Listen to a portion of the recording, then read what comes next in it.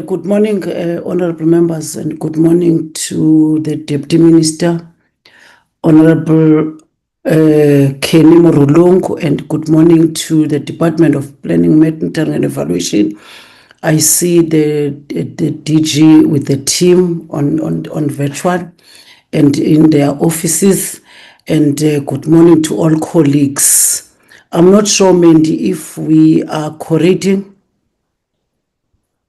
Yes, Chairperson, the meeting is correct. No, thank you very much, Menti. And once more, honorable members, good morning. Can we start with our meeting? There is agenda before us, honorable members, and with three agenda items, important agenda items. But let me welcome all of you in this meeting of the Portfolio Committee on Planning, Monitoring and Evaluation. And our meeting, honorable members, is convened in line with the notice that have circulated by our committee secretariat. But today's session, honorable members, brings together critical areas of oversight that speaks directly to our committee's mandate of strengthening accountability, advancing service delivery, and monitoring performance across key national institutions. And our agenda for today's meeting comprises, honorable members, of three major briefings, each reflecting a strategic component of government's performance and its responsibility to the South African public. And according to this agenda, honorable members, it includes the Brand SA. You will all remember that we were rescheduled, this Atlantic entity was rescheduled last week. And of course, now we'll then get that briefing in terms of their Q3 performance and expenditure report. And also the DPME will present the government interventions on climate change and just transition in South Africa. And also we'll get a report in terms of the presidential hotline, its performance monitoring report and progress that have been made. So colleagues, we meet at a pivotal moment for our nation, at a time when public confidence in government systems requires continual strengthening, when economic recovery depends on effective national branding and targeted investment attraction, and when the climate crisis presses upon our development strategy. Today's presentation will carry significant weight, honorable members. And I will always emphasize that as this portfolio committee, we are guided by three principles. One, we expect a clear response on performance indicators and implementation progress and the use of public resources. And secondly, presenters must always provide open and honest assessment. Where there is progress, we will acknowledge it, and where there are gaps, we will expect clarity and corrective action. And ultimately, honorable members, all three presentations today concern the lived realities of South Africans, how we are perceived globally, how climate threats are mitigated, and how government responds to the public concerns. And with those words, honorable members, I'm welcoming all of you. And the DMs that are with us, I know that also we're expecting a DM say so, because the minister is is abroad, and also there's Deputy Minister Kenny Morulungu, and everyone else, honorable members, yourselves and our colleagues, you are all welcome. And we are moving now to the apologies. I know in our table, Mandy, we've got one apology of Honorable Trolip. We've got one apology, the second apology of Minister Marupin, that is abroad. And of course, the Deputy Minister is here. And then there's an apology, an outstanding apology, I know, it was an apology of Honorable Dunjwa, but now she's back. And now I don't have other apologies, because I can see also Nkosi Buthelezi, who said last week he's going through a surgery. He's also in the meeting, honorable members. And if sometimes I've got a network problem, if I kept on missing, Honorable Appeal will always take over. Then the meeting is opened, and those are the apologies. I will take hands to adopt the agenda of today's honorable members.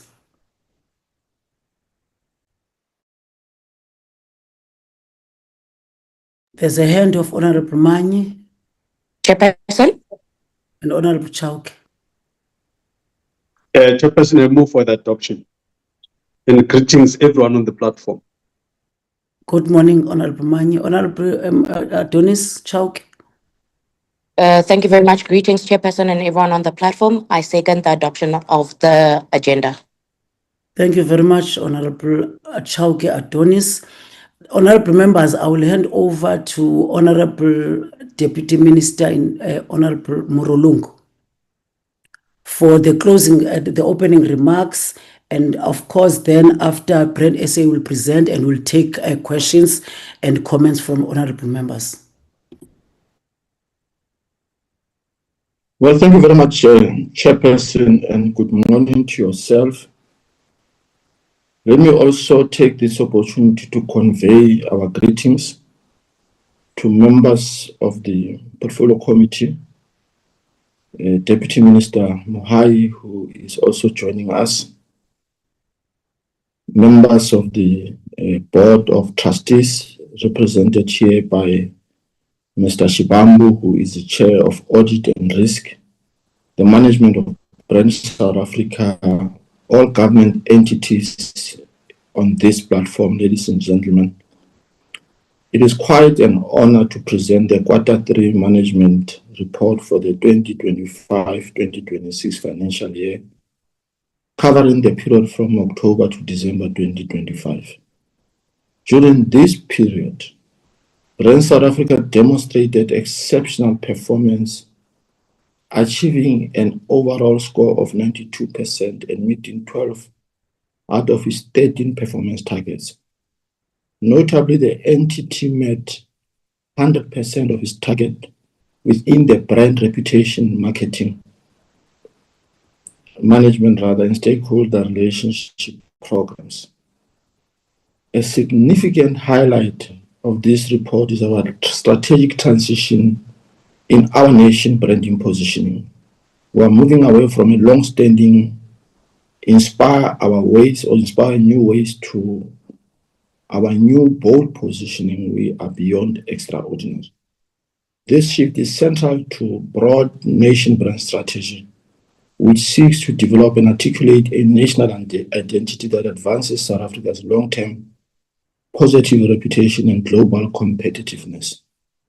Our strategy has evolved to move beyond pure symbolic messaging. We are now focused on demonstrating the tangible social and economic value of the nation brand to both international investors and, most importantly, our citizens. The strategy is implemented through a thorough line approach utilizing the nation brand hexagon to provide and profile various sectors ranging from investment and trade, tourism and culture, across television, digital, and on-the-ground activations. The success of this approach is evident in our recent performance. In the first instance, through our global reach, you would know that our marketing efforts, including G20-specific campaigns, were flighted on platforms like CNN, and they achieved an estimated global reach of 100 million people. On domestic resonance, domestically, our research shows that national pride remains a robust reputational asset, reaching 90.3% in November 2025. We utilized South Africa's G20 presidency as a primary strategic lever to amplify our leadership narrative. This included hosting the G20 Summit media reception, which engaged over 800 international and local journalists, showcasing our nation's culture and leadership. The strategy further emphasized aligned nation brand execution. This quarter, we included alignment training for trainee diplomats and engaged in our over 15 strategic collaborations with the public and private sectors, exceeding our target of 10. From partnering with Netflix to profile our creative sector to engaging with South African students At the University of Exeter, we're ensuring that every global South African is empowered to be a brand ambassador. Chairperson, as we transition to We Are Beyond Extraordinary, we are not just changing a slogan. We are reaffirming our commitment to a reform-minded, resilient, and competitive nation. Brand South Africa is effectively translating international visibility into long-term brand equity, ensuring that our global standing meets domestic progress. We welcome the opportunity to engage this portfolio committee, an opportunity for critique and guidance on this report. May I now, Chair, through your permission, invite a member of the Board of Trustees to usher in the CEO of Brand SA. Thank you so much. Thank you, Honorable Deputy Minister. As introduced, my name is Bohane Shibambu. I'm the Chairperson of the Audit and Risk Committee of Brand South Africa. To Chairperson and Honorable members, we are grateful for this opportunity. I'll just two things very quickly. One is I have my colleagues that the CEO will introduce when he starts presenting to us.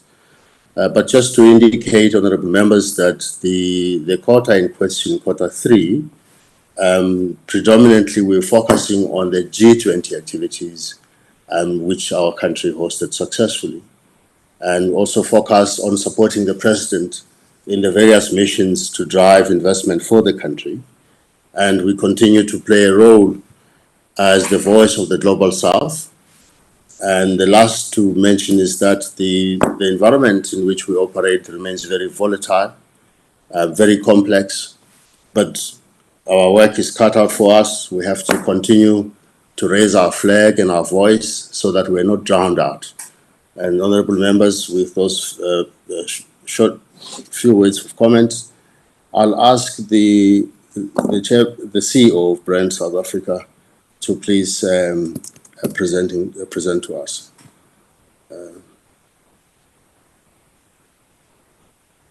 CEO. Thank you, Chair, and good morning, Chairperson, honourable members, my Deputy Minister Morolong, and all Deputy Ministers present in the platform. Thank you for the opportunity to present our report to the Portfolio Committee this morning. As Deputy Minister Morolong has indicated, the last quarter was a very busy quarter for Brand South Africa in as far as its programs are concerned. Of course, championing the country and ensuring that from a brand reputation and management, we are ahead of the curve.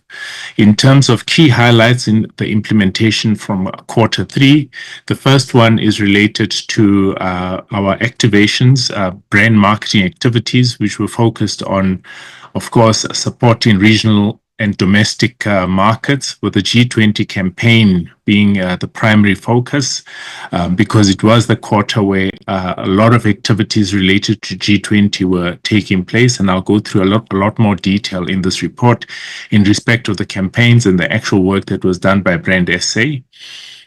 The second one is supporting the activities from Department of Trade, Industry and Competition and other entities, but in particular, the Invest SA audiovisual content, specifically focusing on market priority and ensuring alignment in terms of country messaging and country branding. Over and above that, through our research team, we were able to amplify and add on to ensure that we can enhance the reports from an audiovisual perspective in terms of targeted messaging for investors going into that audiovisual with Invest SA. We also collaborated with the Laureus Awards, which is the largest marketing awards in South Africa, through our Play Your Part campaign, promoting citizenship, active citizenship and entrepreneurship. And similarly, I will go through it in a bit more detail in the report, and IPendoring's Awards as well, that celebrates, of course, our indigenous languages. and we participated in Strategic Investor Conference in KwaZulu-Natal, as well as in other provinces, but in the last quarter was specifically for KwaZulu-Natal. The previous quarters was in Limpopo, Mpumalanga, and the Western Cape. All these activities really were designed to build momentum towards the G20 and strengthen our visibility and our impact. In terms of the next slide, reinforcing South Africa's global leadership through G20 and B20 summits, Brand South Africa really played a pivotal role in supporting the nation, in particular the Department of International Relations and Cooperation, presidency in particular, including other sector departments, economic sector departments. And the reason was to ensure that from a messaging perspective and a coordination in terms of reputation management, we were quite clear in alignment in particularly in the international missions that were taking place.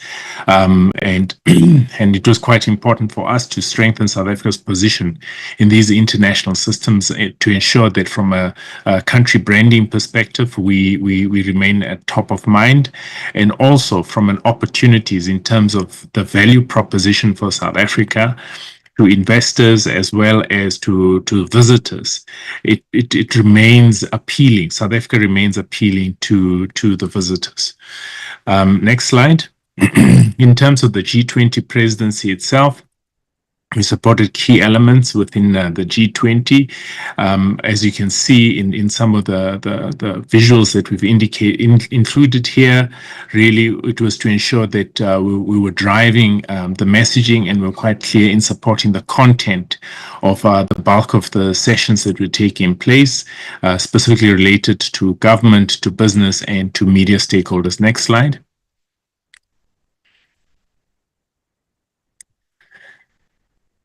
We also, at the tail end of the Leaders Summit, hosted a G20 media reception, which was chaired by our Minister Nchaveni, which hosted over 800 journalists, both local and international journalists, at the summit itself. It was a resounding success in terms of the showcase of South Africa as a nation.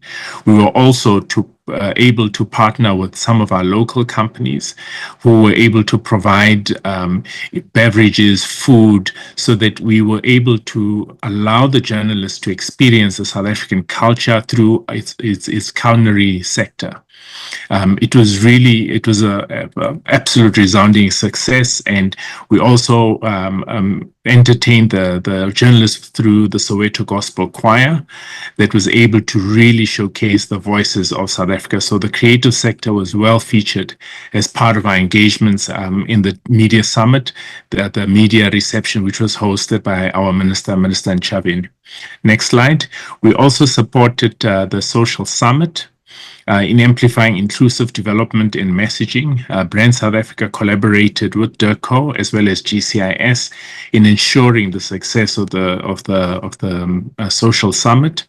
Honorable members will remember that this was the second year that the social summit was hosted. The first was in Brazil, and our president gave an undertaking to the Brazilian president that we will continue with the social summit, and it was a resounding success with over 5,000 delegates participating in a packed program here in Johannesburg. So it was really a resounding success, and we're able to support the social summit.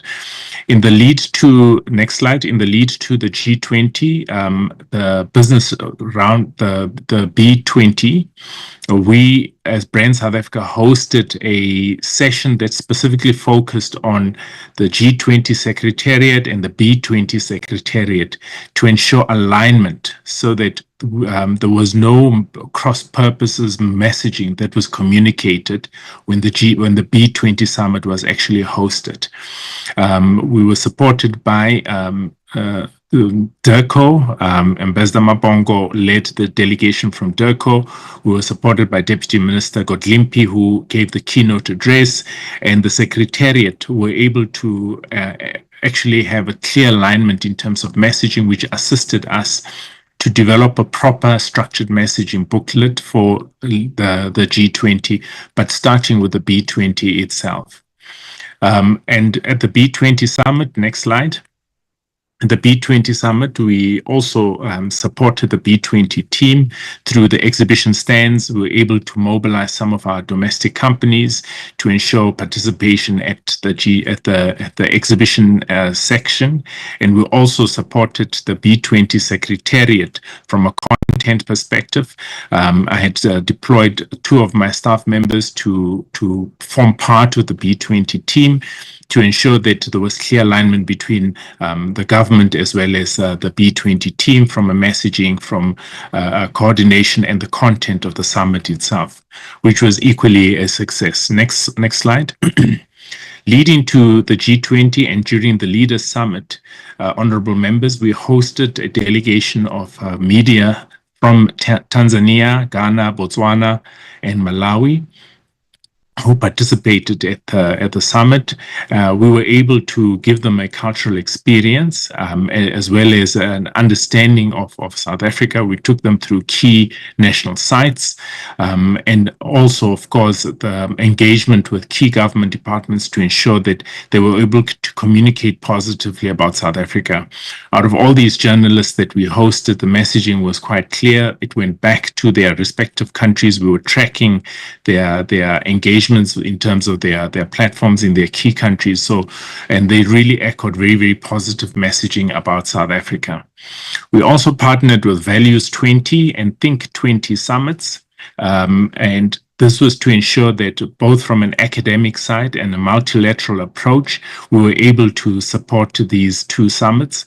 These were held both in Johannesburg and Cape Town, respectively, and also very, very successful in terms of the messaging and the coordination, and including from a Values 20 perspective, the handover of their submission, which led to the Leaders Summit, which was, of course, accepted by Deputy Minister International Relations and Deputy Minister Boertes. Next slide. Honorable members, we, as part of our market diversification strategy and the need to ensure that we expand our global reach, we, for the first time, actually participated in the Toronto Global Forum, which is hosted in Canada.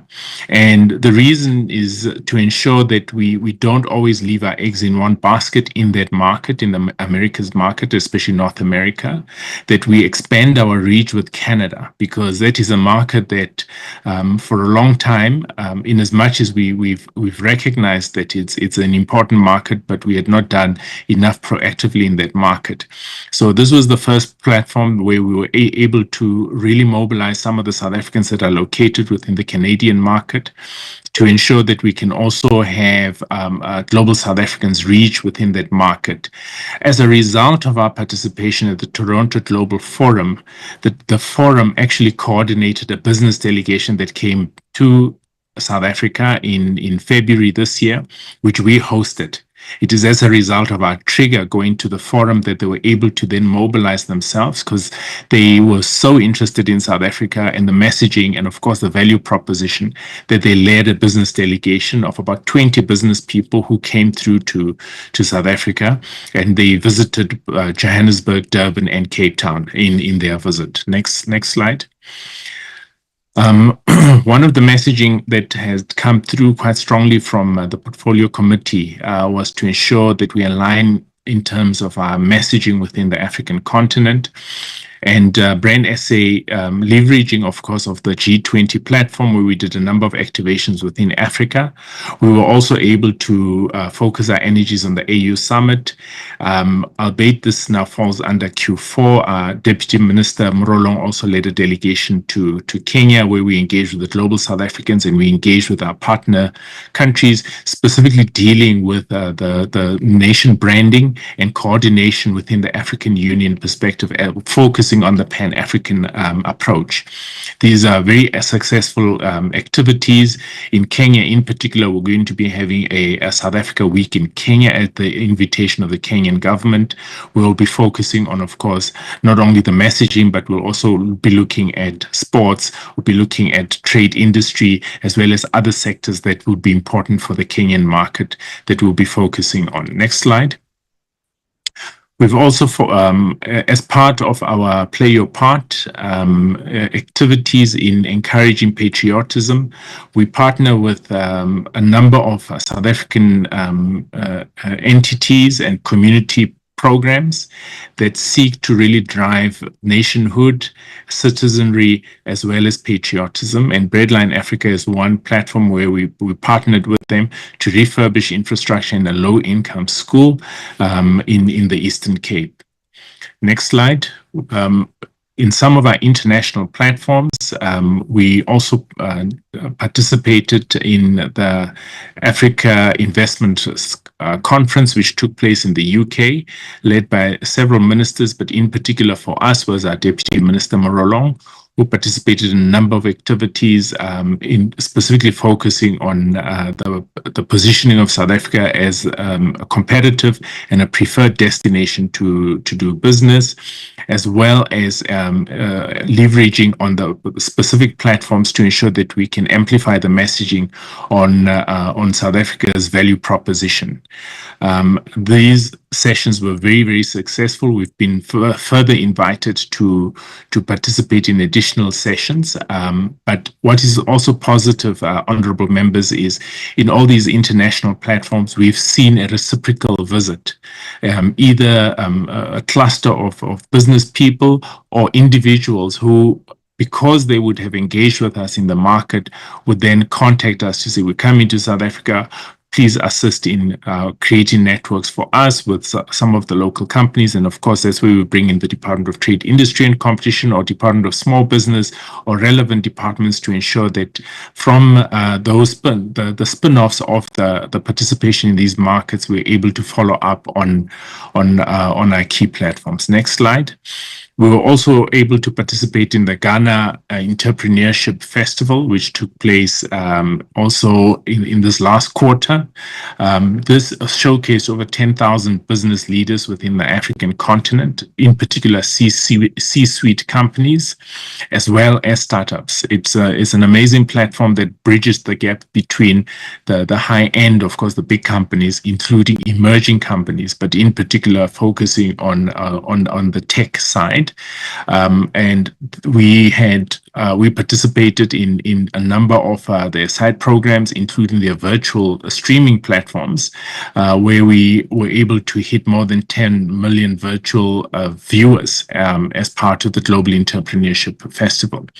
It's a 1-week-long program, which we were able to also partner with DTIC, as well as Department of Small Business, as well as the National Film and Video Foundation, to ensure that a lot of our entrepreneurs were able to participate in this program.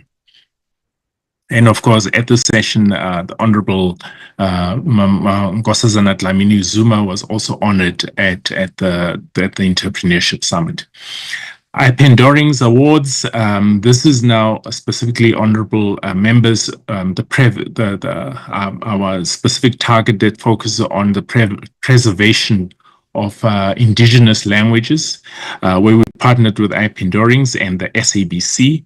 And this platform was we held a competition together with Pandorings, SABC, where we provided content to students through the University of Johannesburg. And those students actually produced short messages or short adverts that's sought to market and promote the country. And those had to be done in our indigenous languages. The competition ended a few weeks ago. The judging is, once it's concluded, those that win, the students that win, and it's a total of about 15, will be winning, who once they have won, their interviews will actually be showcased through all the media platforms within the country. but specifically on indigenous language media platforms through the SABC.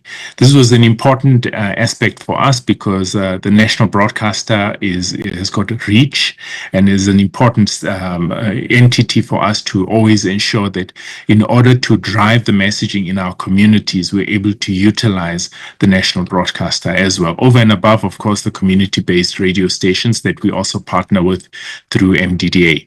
We also partnered with the Laurie's Awards. This was an important session because we focused on driving the nation brand narrative, where we hosted the brand masterclass to the creative sector as well as to the marketing sector. It was well received.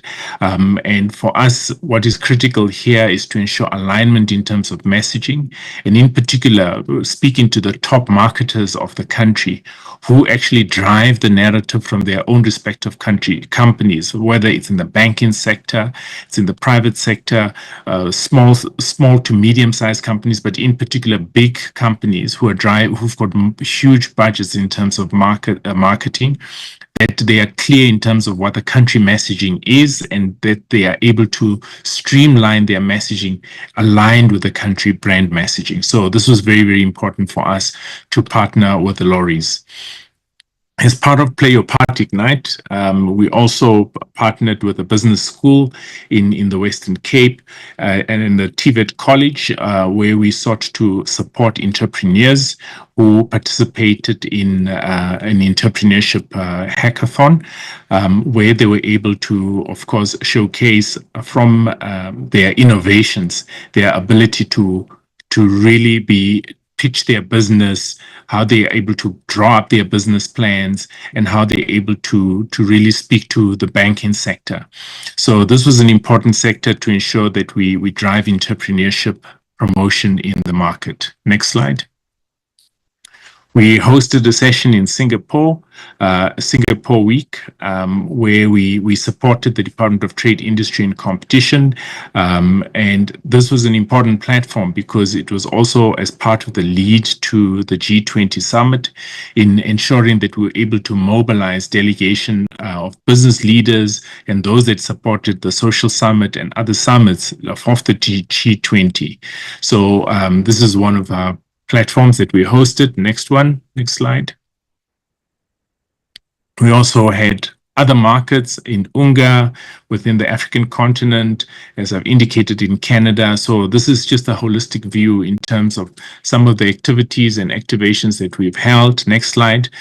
The next slide will also showcase our participation in Beijing, in China, targeting that market to ensure that we were able to drive the messaging of the destination. Next slide. Next slide is showing our coordinated engagements in terms of our international platforms, particularly focusing on our Global South Africans Network.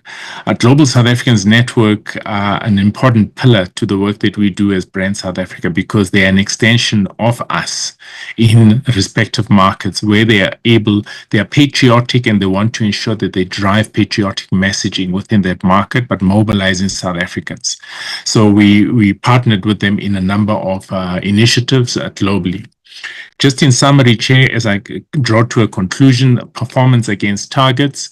From an administration perspective, there was only one target that was not achieved, which is ICT Master Plan, which I will talk to in a little bit more detail later. But in terms of other targets under Administration Program 1, those were achieved. Under Program 2, Brand and Marketing and Reputation Management, as my Deputy Minister has indicated, we've also overwhelmingly succeeded in terms of achieving our targets under Program 2.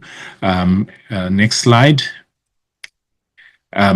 So as you would see that we were able to, for the one target number of Team South Africa programs, we were able to actually exceed the target purely because of the number of activities that were taking place in the lead to the G20. Next slide.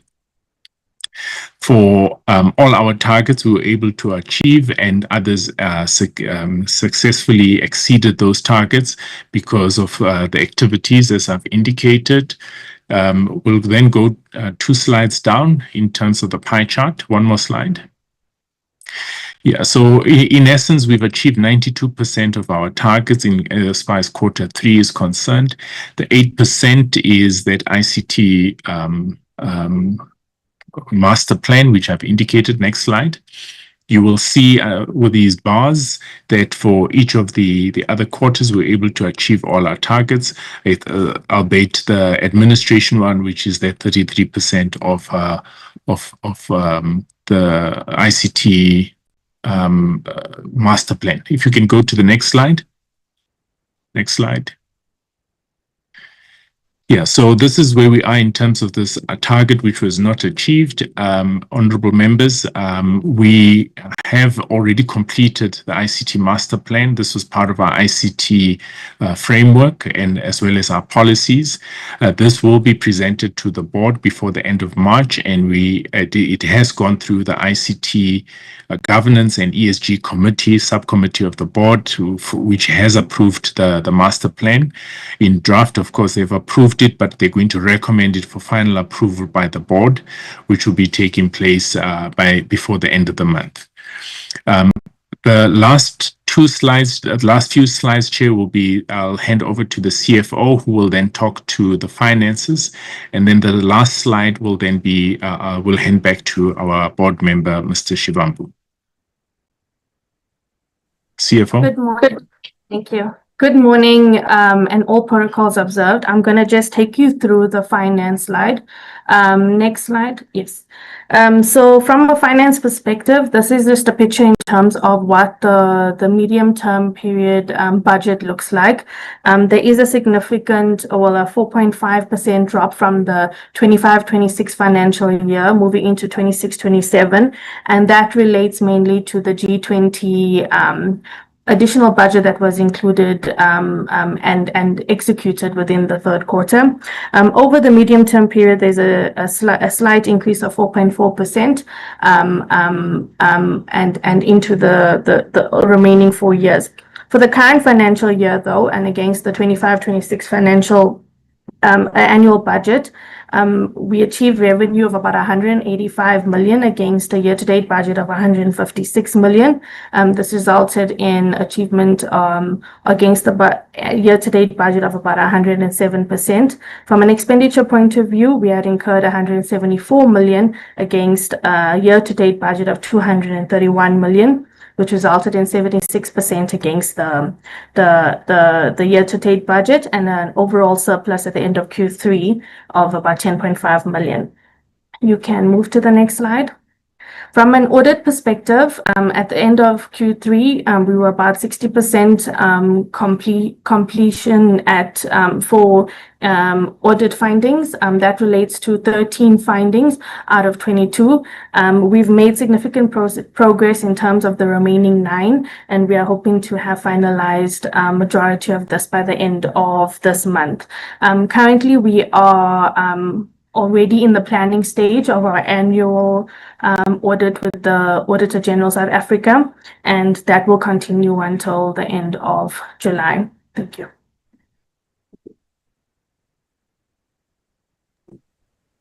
Okay, thank you so much once again, Chairperson. This is the last slide. This matter relates to the payment of some 7.5 million rand to the former CFO of Brand South Africa. The matter has come to this honorable committee, National Treasury and the Auditor General of South Africa. Brand South Africa made a determination, and we have come to the determination that yes, indeed, there was a fruitless and wasteful expenditure and the loss of some 2 million rand. We have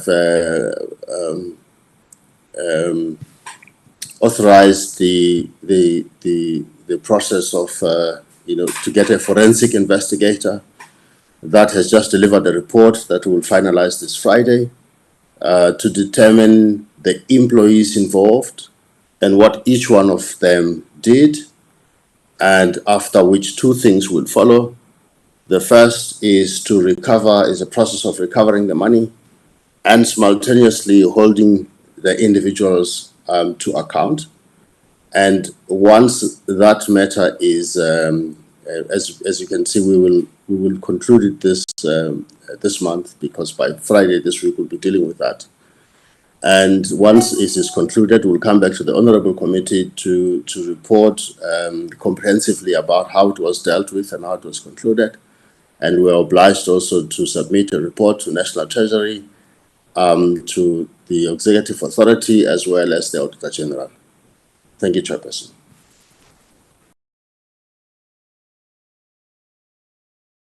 Very much, Mr. Shibambu, and also the two presenters, the CFO and the CEO.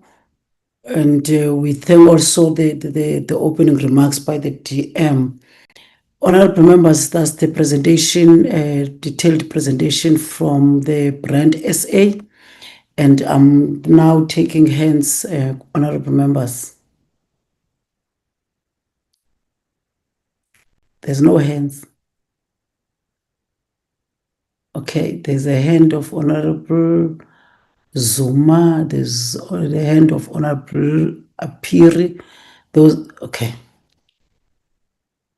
I will start with Honorable Zuma, Honorable Apiri, Honorable Bergman. Chairperson, can you also acknowledge mine? I'm unable to read mine. Okay. Apologies. It's Honorable Zuma, Honorable Apiri, Honorable Bergman, Honorable Chauke, and then Honorable Mani.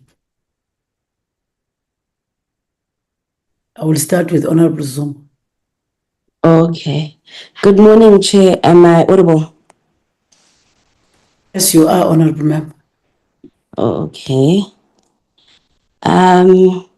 Greetings to the DM, to yourself, Chair, to colleagues and everyone present on the platform today.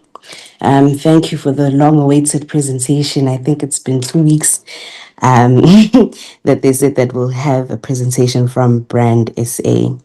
I just have 2 questions on the current presentation. The first one is that given that Brand SA conducts international marketing and country promotion, what specific functions are already performed by Tourism SA and DIRCO, and what is the quantified cost for this duplication? And then the second one is, how much did Brand SA spend on the G20 related activities, such as events, media receptions, branding, sponsorships, and what tangible outcomes, such as investment, commitments, signed agreements, and job creation figures were secured? I submit, Chair. Thank you very much, Honorable Zuma. Honorable Apiri. Thanks very much, Chair, and good morning to colleagues and yourself, Chair.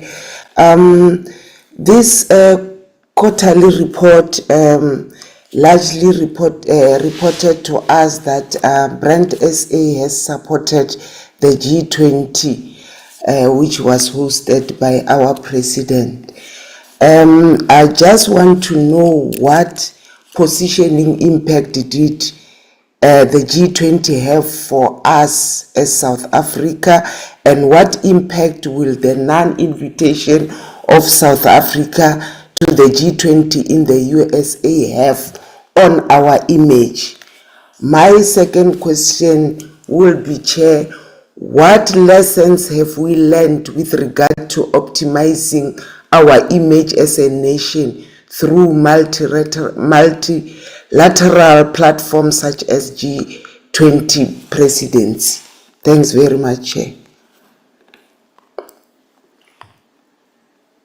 Thank you very much, Honorable Apiri and Honorable Bergman.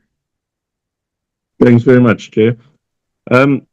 I've often raised the question around SA tourism and Brand SA, and I remember the CEO told us the story about the aeroplane, and Brand SA concerns itself around the bottom half of the aeroplane, and the SA tourism concerns itself for the top half of the aeroplane.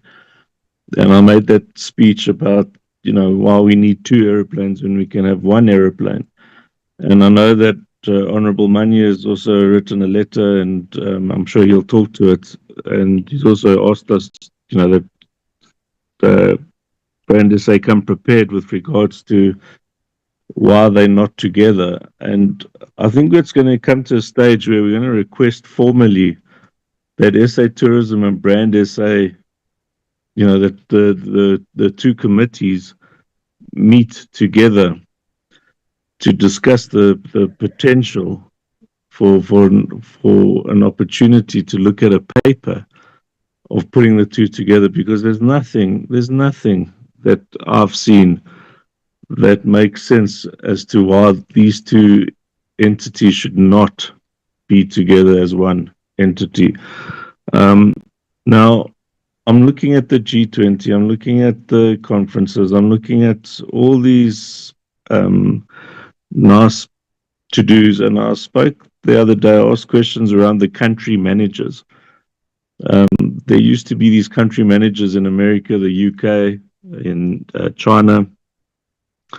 When last did we have these country managers? And before we appoint these country managers, who's been performing the duties of the country managers in absentia? There's allegations that the CEO has had to run to every country at all these opportunities at a great cost to Brand SA, to send the CEO and his team all the time to every single event. Whatever event it is, that they have to send the CEO and his team to go to these events, when they, in the past, they would have a country manager and his team that could just attend in conjunction with the embassy. So for me, I'm quite interested to know that. And then in terms of the board appointments, we have all the board members been appointed. Is there any board? Are there any appointments that are outstanding? We have missed you in terms of. Can you, Lantika, repeat the question on board members? Are there any board? Kept on missing you. I think there's a problem with your network. Okay, let me try again. Are there any board member appointments that are still missing, or that need to still be finalized? And when will these be finalized? Thanks, Chair. Thank you very much, Honorable Bergman. Honorable Chauke. Adonis. Thank you very much, Chairperson. And through you, may I request to keep my camera off before I proceed? Yes, Honorable Member, that's okay. Thank you very much. I would like to also just appreciate the presentation that has been made by Brand SA in terms of the reporting. And I think some elements to a certain extent have been covered by my colleagues, but there are elements in which I would also want to just perhaps get a sense of where it is that we are with Brand SA. In the quarterly report, they reported, yes, mostly against the G20. One would want to find out, outside of the G20, what other work has Brand SA done in terms of building confidence with the South African people and the government, but also in terms of creating investor confidence. And what does that look like, and how they're able to measure the impact of the work that they are doing. It was indicated that out of the 13 targets that they did meet the 14 targets. What is the matrix that they utilize or they use to measure the performance outcomes in terms of measuring the reaching of targets? If perhaps they can just take us through that. Also, Chairperson, in terms of Brand SA, and I think Honorable Dennis, yes, I'm not sure if it's your. I think you must also check your network. We can't hear you. There's something. I think your connection it's just not okay. Am I audible now? Yes, ma'am. Thank you very much. Probably your connection, Chair. She was properly audible on my side. Okay, you can proceed, Honorable Chok. Thank you very much. I wanted to say that in terms of Brand SA, Honorable Beckman was indicating in terms of, from his point of view, it would be that Brand SA and tourism should be clubbed into one. In fact, therefore, it means it would dissolve the existence of Brand SA, falling into a tourism, if I'm correct. I'm open for correction, or either that Brand SA would fall under as an entity that falls under the tourism. My view of how because I wanted to make an input on that, would be in terms of through you, Chairperson, would there be an opportunity that can be created where we're able to have Brand SA and the Department of Tourism come and make a presentation in terms of how they are working together ultimately, so that we can see if there are any elements of duplication, number one, any areas where there could be possible collaborations, number two, on leveraging off of each other's data, resource, etc.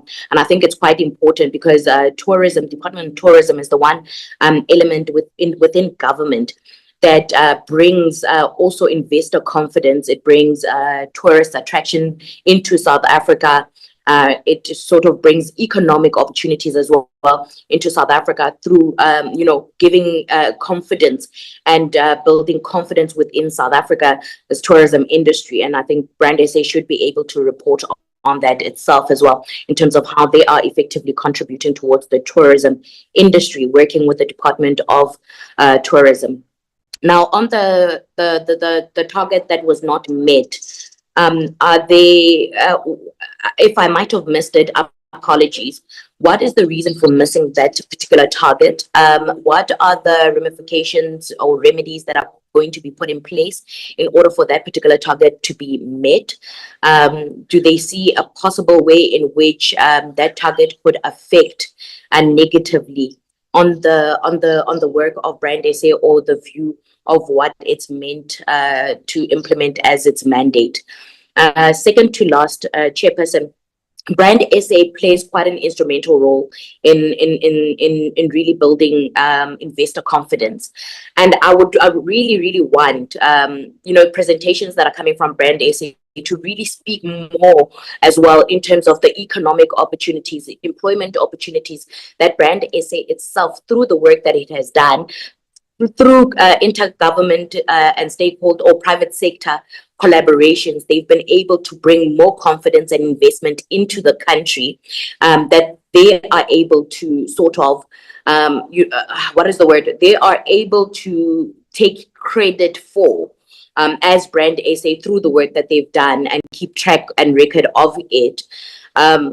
What does that look like for South Africa? We really need to have an understanding of what does that really look like for the South African, for the ordinary South African who looks at Brand SA. We would want to know, has Brand SA touched on creating economic opportunities?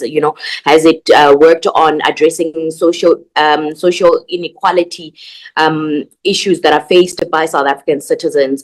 Has it worked in ensuring that there's more government confidence that is built among South African citizens? There's a better relationship between the government, civil society, private sector, and the ordinary South African citizen. Has it really invested its time in that? And lastly, I would like to just find out, what is the digital investment from Brand SA? How do they see themselves leveraging off of the digital space, and also in terms of AI? And how can that improve, their working environment, but also meeting of targets, and additionally building more confidence and interest in investment, and also exposure in terms of meeting or reaching more South Africans to communicate information. Thank you very much, Chair. Thank you very much, Honorable Chauke Adonis, Honorable Manyi. Then we will, after it will be Honorable Saprath. Thank you very much, Chairperson. And let me also once again greet the DMs that are here. We really appreciate your coming. Appreciate your energy, DM Murolong. But I think we've got a bit of flu today. Something is is not happening there. But I know you're an energetic guy generally. Anyway, I think my thrust of the discussion today on this subject, apart from the overlap issues, is the issue of perhaps impact versus activity. And the CEO was very detailed to map out you are very busy, no doubt about this. The question that is not answered in your being busy is so what? That's the part that doesn't get answered. Can you tell us, first question, just so we're clear, that after being busy, you're in Toronto, yeah, you're busy, you're going to Kenya, you're just busy. But what is the impact of your being so busy? What a measurable change in South Africa's global rankings? For instance, we've got indices here like National Brand Index. Where do we feature the Brand Finance Index? How are we there?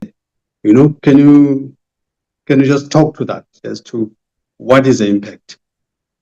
In the entity you report here that you 92% target achievement, which is good. But if you look at what that is, it's actually largely output indicators, events, campaigns. I mean, if you say you plan to do 10 events and you do 9 events, you say, wow, you've scored. You wanted to do 3 campaigns, you did 4 campaigns, you overperformed. These are all the things that are within your control. The issue here is what outcome-based key performance indicators, like for instance, economic impact, based on your achievement of your targets. Therefore, the so what? What is the economic impact of this? What are the perception shifts in this? What are the investor conversion rates in this to demonstrate that indeed your achievement of target has got the tangible value? Right now, to be honest with you, I don't see tangible value, but I can see you guys are extremely busy, but I'm not seeing the so what in it, in that being busy. There's some kind of a casuality in the evidence story. I mean, the presentation claims to have strengthened South Africa's global positioning and amplified narrative, is what you say. The question is now, what independent, verifiable evidence support this claim? Says who? Or you're just self-praising? Says who? Can you just give us something independent that backs up that indeed the positioning has improved, we've amplified the narrative and all of that? What's there to back that up? And then in terms of the strategic relevance, South Africa's structural challenges, we all know we've got serious problems of crime, energy instability, we've got logistic constraints and all of those. Now, Brand South Africa is busy on the other side on narrative shaping, when in fact the global perceptions are primarily driven by a real economic and governance conditions. I'm just trying to say, how do you justify your, it's almost like your corporate affairs. You know, you're pushing the party line, your corporate affairs of the country. You are here to put masking tape on the cracks, plastering here and there, make the country look beautiful, but you're dealing with the core issues of crime and all of this. I'm not seeing the depth. It's almost like superficial thing, corporate affairs. You're just busy, and all of that. And the country's got serious issues that the country is dealing with. I don't see how you engage with those issues to say, let's say, for instance, you report there that as Brand SA to improve the brand, we've just been having a very serious discussion with the National Commissioner of Police to discuss the issues that are coming out of Matlanga Commission, because these things are impacting the brand of the country. You don't do those kinds of things which are real, but you're just busy with the nice stuff. It's almost like you're a screensaver for lack of a better definition, it's almost like you're on a screensaver activity. You're not the real devil behind the screensaver. We're looking for you to improve the things that are real, so that what you put out there has got real impact, has got real meaning, as it were. Let's look at, for instance, your Play Your Part program. You engaged 72 participants, you say in your presentation. Now the question is, what is the national scale impact of such a small intervention relative to the budget? How many businesses were created with this thing, sustained or funded, and directly be traced to this program? Can you talk to that after this this intervention? I mean, you've got events like G20 with media reception, some 800 journalists that were in there. Now the question is, what measurable shifts in international media sentiment or coverage tone resulted from this engagement?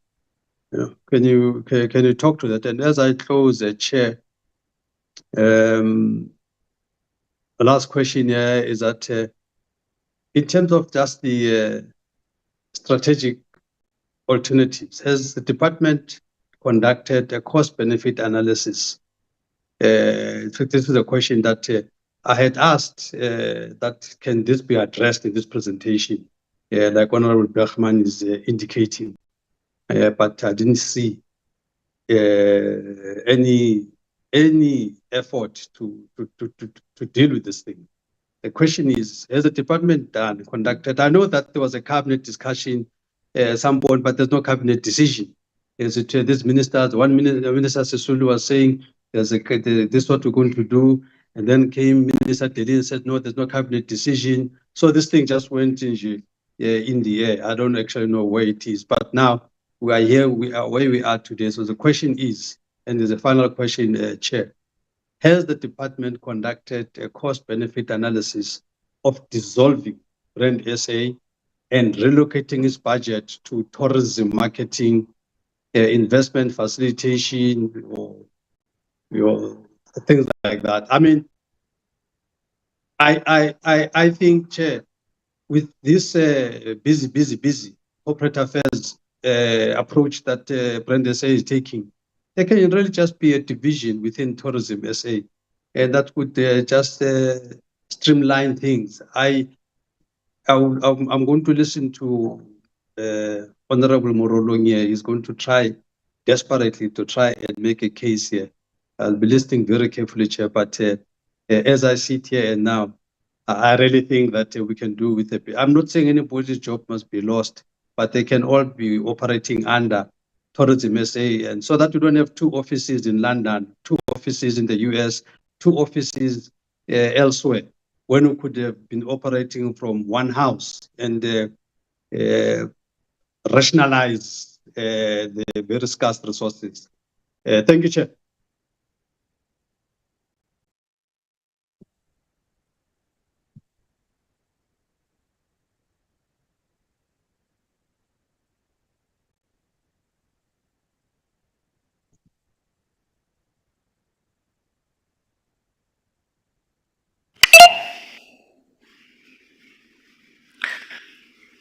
Just to check if we have lost the chairperson. No, I'm back. I'm not appearing. If I've got a network problems, but I'm back. If I'm not in the meeting, you must know that there's network problem where I am. You must take off. But I think we've got Honorable Saprathi sent. Thank you, Chairperson. Chairperson, am I visible and am I audible to you? Yes, you are visible and audible, Honorable Saprathi. Thank you so much, Chairperson. Thank you for this opportunity to engage the presentation. Let me welcome the presentation. I have 2 questions, very simple questions. Firstly, my question is there a collaboration between Brand SA and Proudly South Africa taking place? And if so, what is the nature of the collaboration? Are there events in which you have collaborated together, and what has been the outcome of that? And the second question is a question that is particularly concerning me, and it's a theme that I have been carrying across now for a while, and that is surrounding misinformation and disinformation. As colleagues might know, that I also sit in the portfolio committee of communications and digital technologies. So my question surrounding misinformation and disinformation, which is extremely high, is Brand SA optimizing social media platforms to counter the negative publicity on the country? That's one. Two, what is the nature of the current level of misinformation and disinformation?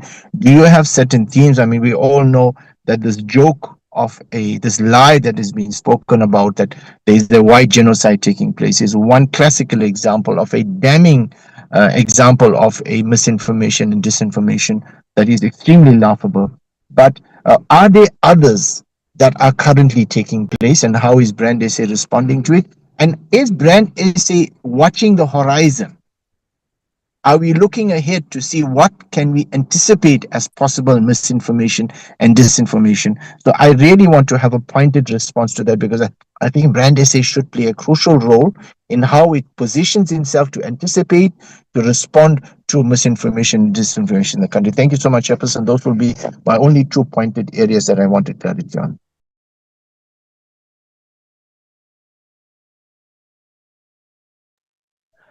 No, thank you very much, Honorable Saprathi, and thanks to all honorable members with questions, of course, to the Brand SA, and also some direct questions to the DM in the platform, especially the issue of the issue of Brand SA and, of course, tourism. And I think, honorable members, definitely it has been a discussion in this portfolio committee and a concern from members. And of course, it's an old discussion, honorable members, in the 6th administration. How do we then measure the two, the Brand SA and the tourism? But that question will be responded to by the Deputy Minister, and I will hand over to yourself, Mr. Shibambu, and the CEO, and also the CFO. And I'm not sure who's going to start, but the DM will be the last. CEO? Thank you very much, Chair.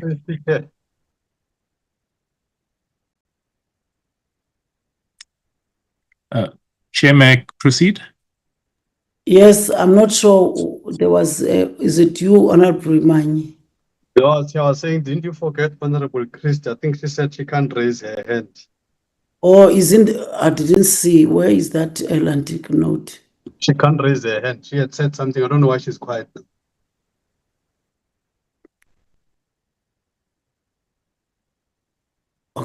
I don't see even a note from Honorable Christie in the platform. But we'll take Honorable Christie because Honorable Manyi is Honorable Christie, do you want to speak? Okay, proceed, CEO. Thank you very much, Chair. And I appreciate the questions from the honorable members. Chair, I will address some, the ones that I miss. I'm sure that my CFO will come in, and of course, my chairperson of Audit, Risk and Compliance. Chair, in terms of and thank you for your guidance. The issues around the merger, I will leave to the Deputy Minister to respond to.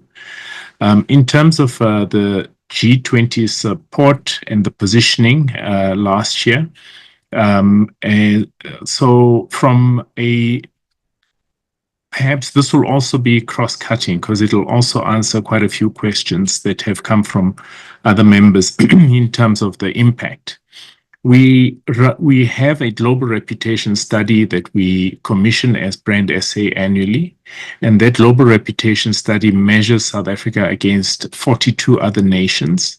And based on and how it is cascaded, it focuses on the emerging markets, our core competitors. It focuses on, of course, the leading markets as well, on key strengths from a South African perspective, looking at trade, investment, tourism, visitor experience, crime, as well as the nationhood in terms of the country's positioning. Excuse me, Chair, I just need to cough. Excuse me, Chair. So, we're all sick, Honorable CEO, don't stress. Thank you, Chair. So based on that global reputation study, we have measured, that is a tangible tool that we use as Brand South Africa to measure South Africa's performance. In terms of all the elements related to nationhood, etc., the critical area that always pushes us back is the issue around crime. So what have we done around crime? We have engaged with the South African Police Services, not at the level of the Commissioner himself, but through the structures. We've supported some of the initiatives in the amplification of the positive work that has been done by the police. Of course, Chair, issues of crime are systemic, and of course they affect all of us within the country. And when we push out messaging out about South Africa, we don't camouflage or we don't sugarcoat the realities of some of the lived experiences related to crime that we're of course experiencing in South Africa. But what we do, Chair, is highlight South Africa's positive efforts from a transparency perspective. Of course, you will see the Madlanga Commission and several other structures that have been put in place to deal with the issues of crime, to get to the root cause. That transparency is what we're, of course, highlighting as a destination. Number two, Chair, is we're also working closely with other structures on the ground, such as community policing forums that are actually trying to make an impact in their respective areas. However, we're always limited to the information that is given to us because we don't have boots on the ground, because that is not our job as Brand SA. But the knowledge that we gain from engaging with the structures on the ground is actually what helps us in driving the main issue around the core interventions that are taking place. It's well and good to say we've got crime and this is what is happening in the country. The question always is then what is being done about it? And that is the part that we seek to, of course, drive as a messaging from a Brand South Africa, specifically related to crime. Chair, in terms of the country managers, as Brand South Africa, the last time that we appointed country managers for the US and the UK was in 2013. With the work that has been done in the respective countries is actually done by the head of global markets, and whom, together with the country manager for China, have actually been splitting themselves in ensuring that we can cover the other key markets. And so that has been done on a shuttle mission. When are those positions going to be filled? From our recruitment plan, we anticipate that those positions will be filled by the end of August this year. So why has there been a delay in the filling of the vacancies? At one stage, there was a moratorium on the filling of vacancies. That was lifted, and as soon as it was lifted, then we started the process of recruitment. And the process of recruitment was starting with the top layers, and then the individuals employed will then employ the rest of the staff concerned. So that is how we've basically been driving that. In terms of board appointments, there are no pending board appointments. All the roles within the board are filled. In terms of after the G20, then what? I think was a question that came to us.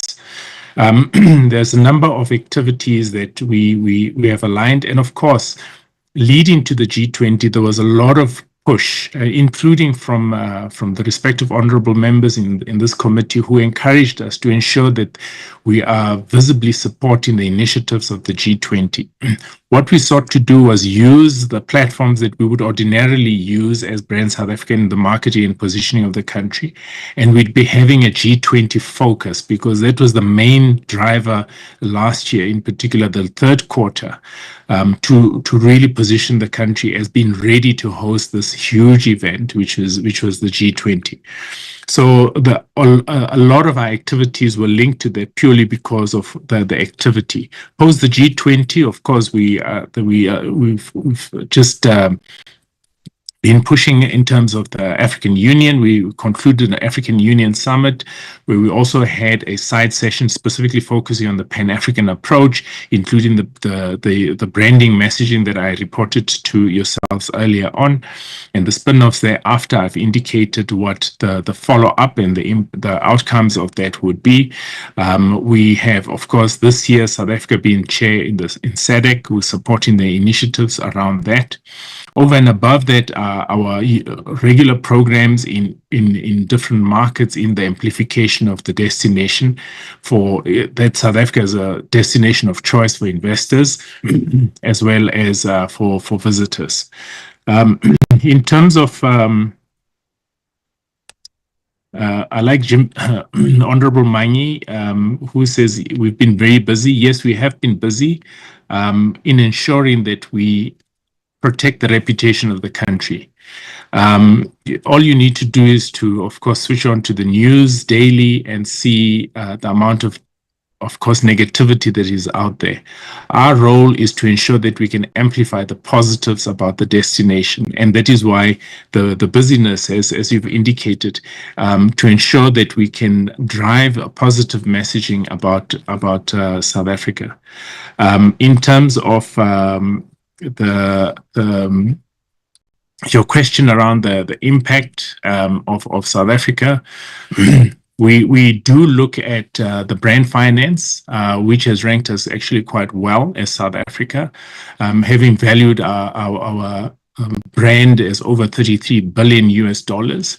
We've also the number one leading brand within the African continent as per Brand Finance and other instruments. The World Competitive Index has also ranked us quite high. We're sitting at number 42, ahead of all our peers within the African continent.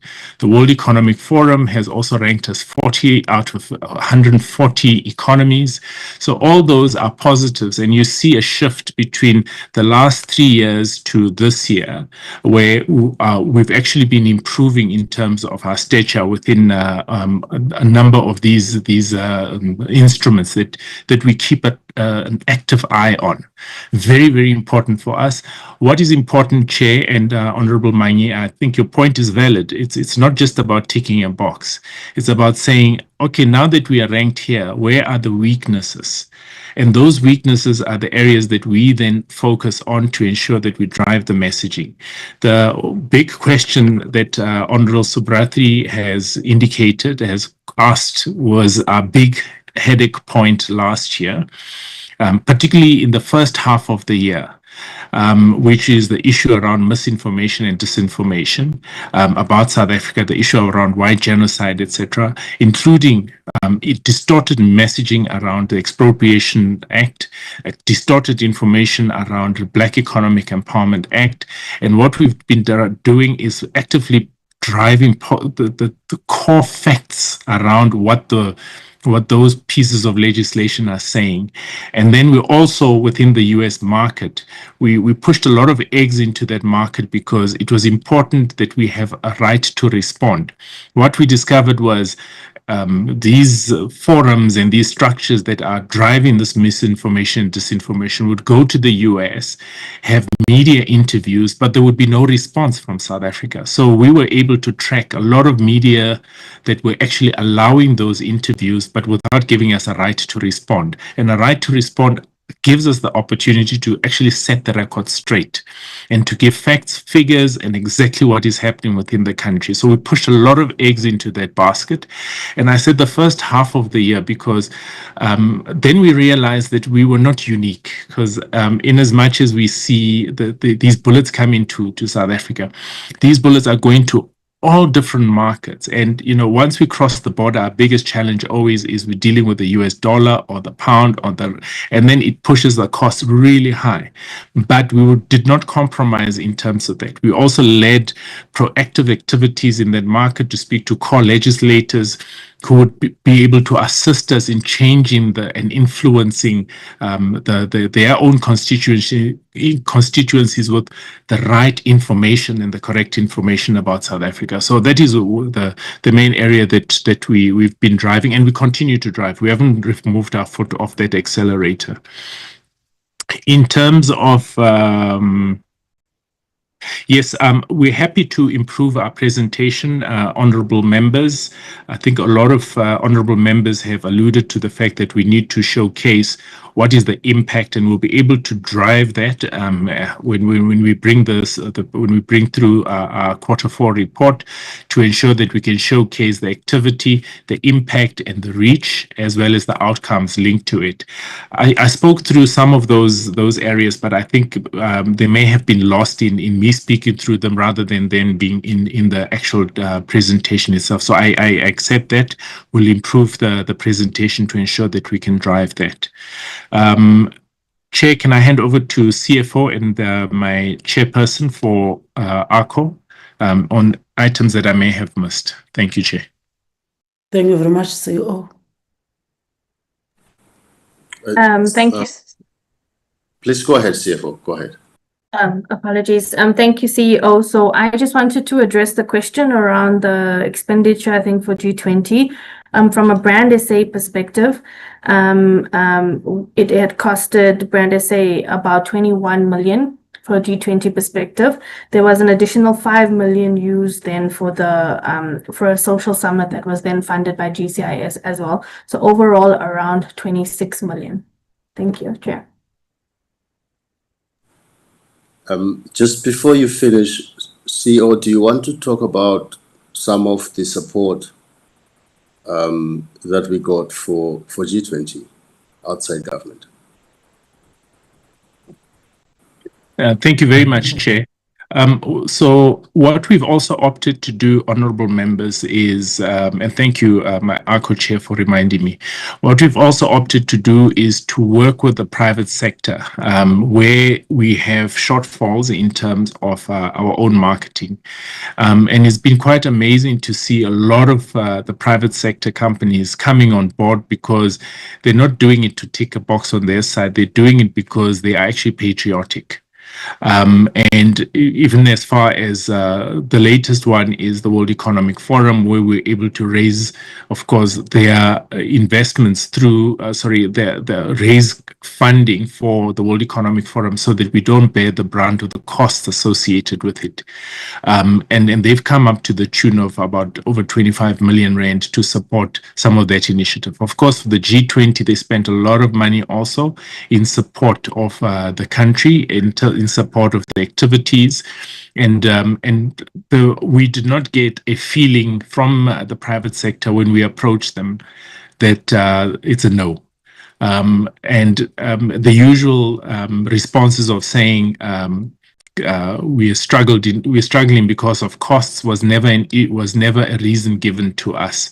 They were always willing to come on board, and they have demonstrated their willingness, and that showcases the confidence they have in our country, which is a very, very positive step as well. Thank you, Chair. All right. No, thanks, Chairperson. Honorable Chair, let me just maybe say a word or two on what I think my colleagues might have left out. And obviously, the big discussion I'll leave to the Honorable Deputy Minister on the possible merger between Brand South Africa and Tourism SA.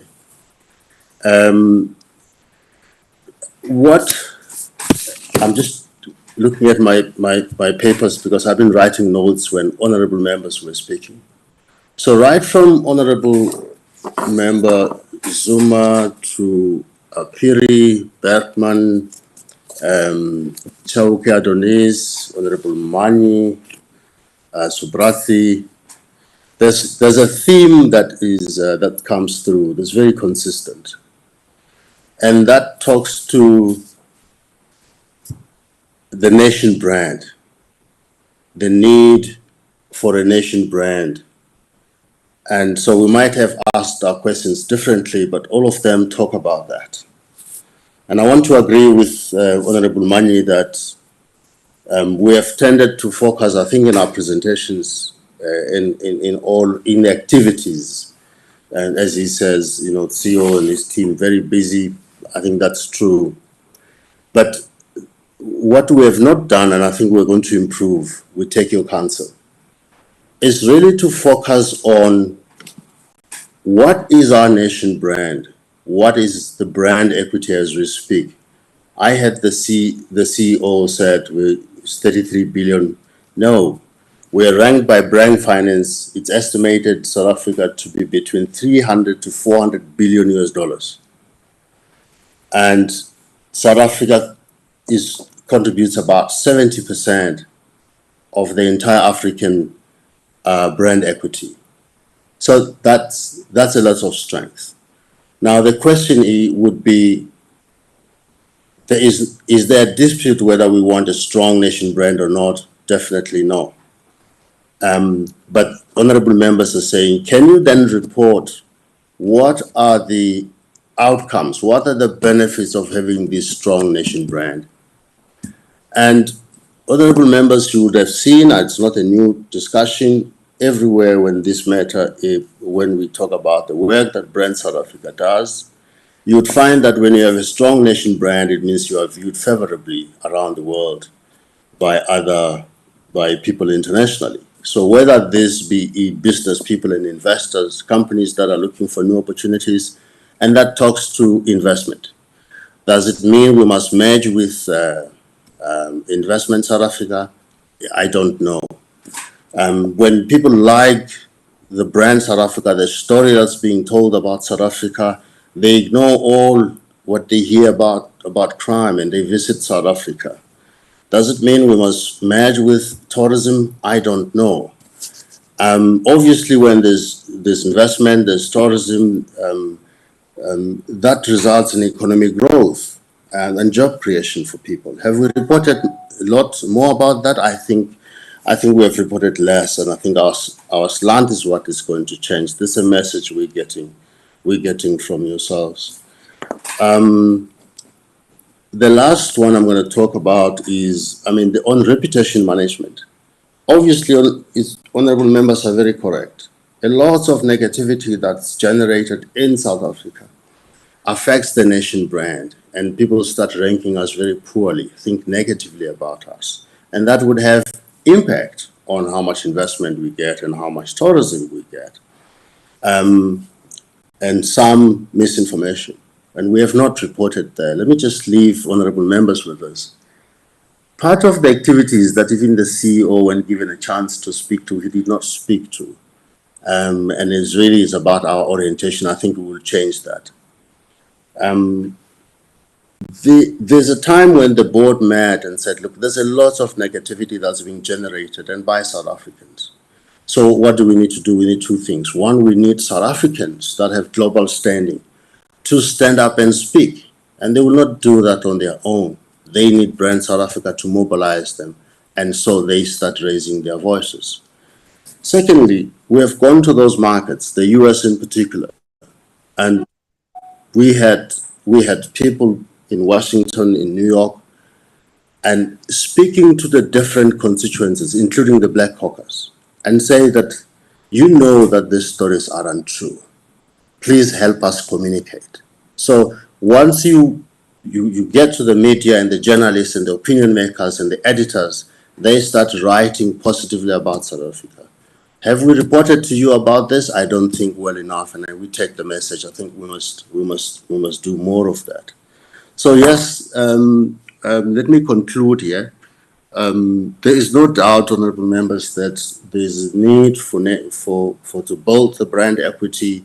All you're saying is that we must focus more on what the outcomes are for the country, for the ordinary person on the street. And of course, as to whether these must then be matched with managing the national brand must be matched with the others is a discussion that belongs to the executive. Thank you, Chairperson. Thank you very much, Chair. Dear. No, thank you very much to honorable members. I'm told that my energy levels are quite low this morning. It is true, I'm feeling a little bit under the weather. But we really wish to express our appreciations for the robust engagements. This is what we always experience when we interact with you. Robust, yet very constructive engagements that continue to ensue between the portfolio committee and ourselves. I am a bit concerned, Chair, that it seems that we are more preoccupied about the merger than the actual business of the day. We are meant to report on the Q3 performance, but there has been less said about our own Q3 performance. In fact, more emphasis has been on the merger. And of course, I want to suggest that we need to have a separate discussion on merger. And I think the time has really arrived for this engagement to ensue. And I'm happy that there is even an intention to invite SA Tourism to be part of the discussion. It would assist because I think it would set the record straight in terms of the disaggregated mandate of SA Tourism and Brand South Africa. And what this platform today has done is that it has robbed us of an opportunity to really have substantive discussion on the work of Brand SA and our performance output. As you know, and this is what I've always said, nation branding aligns identity, policy, and communication, which seeks to really build trust and attract tourists, investors, but talent and export markets. The role of SA Tourism and Brand South Africa is distinct but complementary between the two institutions, and it has to be understood in that context. Nation branding, when executed excellently, and I have absolutely no doubt in my mind that Brand SA continues to execute nation branding excellently. It really does create an ecosystem, Chairperson, from which all sectors can leverage and benefit. You would remember that a little while ago, the President instituted what is called the Presidential Council SOEs, which is meant to achieve two things, mainly coherence and coordination, but secondly, to achieve economies of scale. And we are awaiting guidance on the outcomes of the Presidential Council and SOEs, which seeks to inter alia rationalize our many SOEs. But I was saying that, when the nation branding is executed excellently, it enhances investor confidence, it influences decisions on capital allocation, it attracts students and skills, and and supports the knowledge economy. It contributes to building diplomatic and cultural influence. It encourages tourism interest as positive perceptions translate into travel intentions.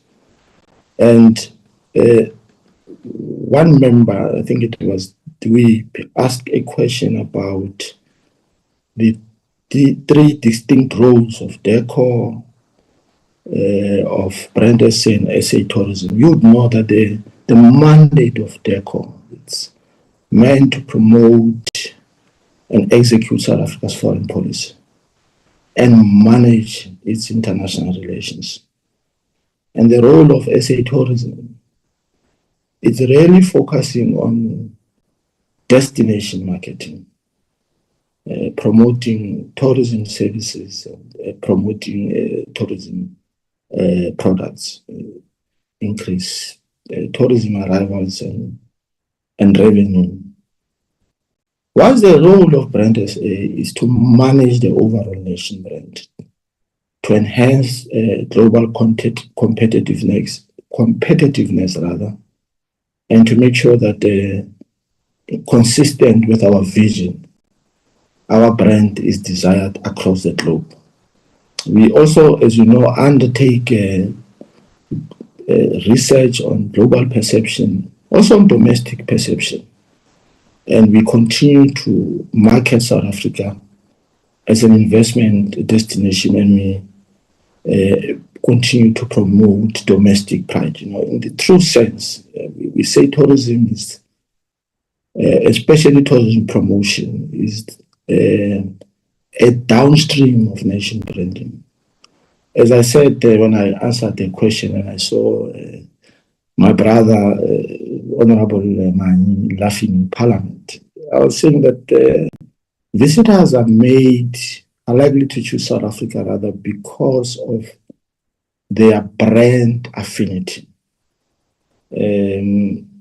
which is really cultivated by our nation brand agency.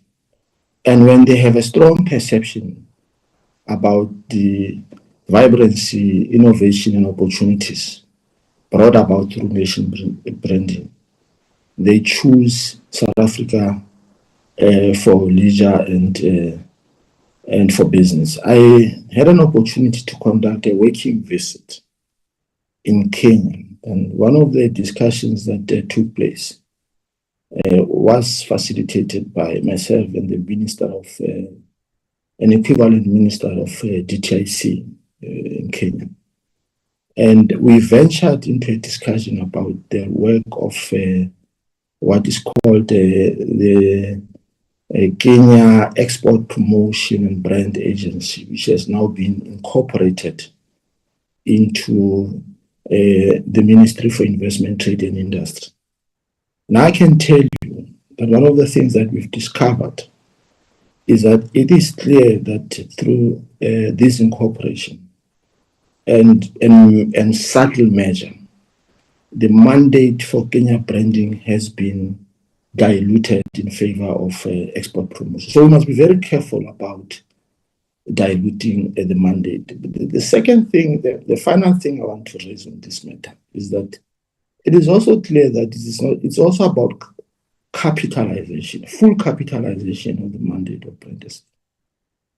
And I don't understand why members believe that that measure should culminate into brand SA becoming a part of the component of SA tourism, and not believing that because of the mandate of Brand South Africa, which is transversal, the work of SA tourism should fall under Brand South Africa. So I'm saying it's really a discussion that I think at an appropriate time must ensue. And it requires a separate meeting from a meeting that we've had,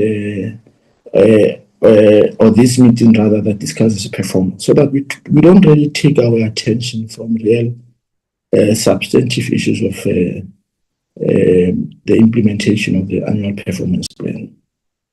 So, of course, you would know that South Africa is a a founding member of the group of 20 countries. And we're a founding member because we are synonymous with promoting the spirit of consensus, collaboration, and partnership. And this is what defines the G20 as a premier forum for international economic cooperation. And you would know that we would have expected, in keeping with convention, that the United States would have participated in our meetings of our G20 president. Of course, they were participating in a number of work streams. And we had thought that they would also participate in the G20 Leaders Summit. Of course, there were mixed signals. But eventually there was a clear message from the Trump administration that the United States would not take part in the formal discussions, but would only take place in the reception of the declaration and the report of the G20 summit. What are the implications for the G20 summit?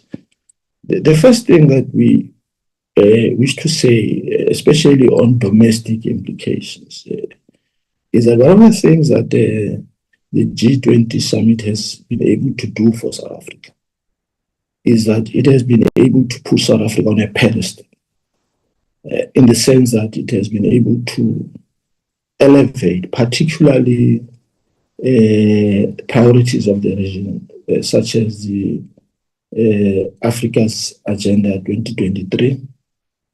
But also it has given us an opportunity to promote the interest of the global south, focusing mainly on development and on infrastructure. We have had an opportunity to have had a long series of meetings. I mean, if you look at the actual activities of the G20 presidents, about 130 meetings have been held. But also we've also had dialogues and other engagements to showcase our technological, industrial, and commercial progress to global investors. We've also been able to attract thousands of delegates, which has really provided a sufficient boost to local tourism, to transport, and to hospitality sectors. But we've also been able to use this platform to bring about and to put to the fore the voices of Africa, including local voices, business, think tanks, women and youth, to really engage in global policy making. So it's regrettable that when G20 presidency was assumed by the US, the US presidency elected to exclude South Africa as a founding member of the G20. And what does that mean for us? It means that our voice is absent in all these 130 G20 engagement work streams that seeks to really enrich the discussions in the G20 presidency that will lead up to the Leaders Summit quite later this year. But the work of the French South Africa is to narrate the true South African story. And I think that we are not disputing, Honorable Man, that South Africa has got a rich cultural heritage. We have huge economic potential. And our sports codes are doing very well on the global stage.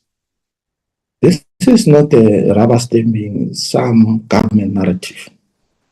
It is a true South African story that is narrated. And it is important, as Honorable Subrathi said, that we must be able to narrate the true story, to demystify myth, to respond to misinformation, to respond to disinformation, but also to respond to malinformation. We have, as the ministry, enjoined Brand SA to fill all vacant and funded positions, including heads of countries. And the heads of countries will continue to work with missions. And I get a sense that we think that this work would not be able to meaningfully contribute towards nation brand because of underfunding. So I think the discussion we must really engage on should be about whether this mandate of Brand SA is fully capitalized, given the fact that it is not sector specific or market specific, but transversal. Let me thank you very much, Chairperson, for the opportunity to respond to the concerns and questions raised by members. And I hope that, as I had proposed, and I think one honorable member also suggested, that we really need to have a separate discussion to really delve into issues around measure, so that we have a very informed view of what should really happen to SA tourism and Brand South Africa going forward. Thank you so much.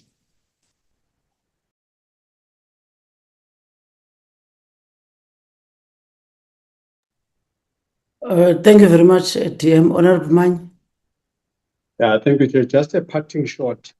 Firstly, I just want to, from where we sit, to welcome the responses from the Chair, the Minister, and the CEO. I think perhaps just to the Deputy Minister, for him to understand our posture as a parting shot, Chair. Our posture is that the presentation itself, as we said, I think the chair of Brand SA, actually, I think, got it as it were. And also, I think the CEO got it as well, because they began to give these answers, which were not in the presentation, to talk about these indices that we're looking at, to say, so what, how do we know, what is the impact? So they were busy oozing out all these kinds of statistics, these kinds of indices, to say, on this index we're here, on this index we're there, and all of that. That's what we're looking for. As it were, had that been in the original presentation, we probably would have had a different discussion. The issue also, though, going back to them as they go back to have a look at, is to what extent now is Brand SA, it's not for answer now, but just homework. To what extent is Brand SA claiming credit for work done by a collective? How much of that index rating is as a result of DERCO's activity, Tourism SA activity, DTI activity, and so on? So why is it all because of Brand SA, the unit, as it was? So that's the type of granularity that we're looking for, so that we know that this particular unit is punching above its weight, and so on.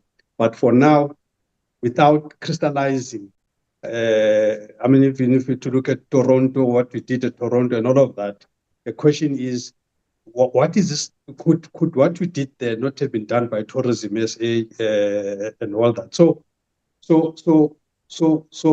we don't take away the fact that you're pushing the brand, national brand, as it were. But the issue is, you are not alone in this game. You've got other people. Now the issue is, what is attributable to Brand SA? I think that is the question. That even when we have that discussion with the joint discussion with Tourism SA, you need to talk to what is attributable to Brand SA out of all of this, because you can't claim the entire credit and say the brand is this high now because of us. As I say, because there's few other players that are doing this, and the country is benefiting, and the brand image is going up. The question is, you as Brand SA, granularly, what has been your major? If we were not to have Brand SA, as an example. This is a question you must answer. If we were not to have brand SA, what would have happened to that brand index? Would it have suffered? That's a question that you were already trying to ask here. But thank you very much for the responses. Thank you, Chair. Thank you very much, Honorable Manyi, with your comments. And thanks to the Brand SA for their comprehensive presentation on your quarter 3 performance. And I think the committee also acknowledges the significant work carried out across your programs during this reporting period. But honorable members, I think the work presented today also reflects progress, but also need for continued diligence and accountability. And I think, honorable members, we have highlighted during your discussion, one, the committee remains firm on the need for strengthened governance, accelerated implementation of outstanding strategic instruments, and of course, such as the ICT master plan and improved monitoring mechanism that demonstrate tangible impact beyond activity outputs. And I think, honorable members and DM and your team, the pending forensic investigation into this ex-CFO also requires a clear timelines and decisive follow through. But all these issues must receive urgent attention. And of course, the discussion on Brand SA and the merger with tourism, it remains a responsibility of the executive. And with that, the committee wants to thank the Deputy Minister, Honorable Moroleng, and the Brand SA board member, Mr. Shibambo, the CEO, and the whole team. And we're looking forward to receive your quarter 4 report and the continued collaboration that strengthens the nation brand and, of course, benefits the people of South Africa, all South Africans. With those few words, honorable members and colleagues, we thank the team led by the DM and, of course, the members, the board member and the team, Brand SA, and you are all released, and thank you very much. Then the next presentation now will be DPME. We are then inviting the DM, Honorable Seiso is there with the, I think, in the platform, and of course the presentation, the 2 presentations, and then we'll take questions. Thank you very much, DM and Brand SA. You are released, and thank you very much. DPME. Thank you, Chairperson, Honorable Teliswa, and greetings to the members of the committee. As the you calling Honorable Morolong very nicely, Murule. I think that's a good one, Chair. Chair, initially, if I would have started, I was going to request that at 12 I be released, but I will request that before 1, in the 30 minutes between 12:30 and 1, I would really like to be excused for that period. If the meeting takes longer, I will rejoin the meeting.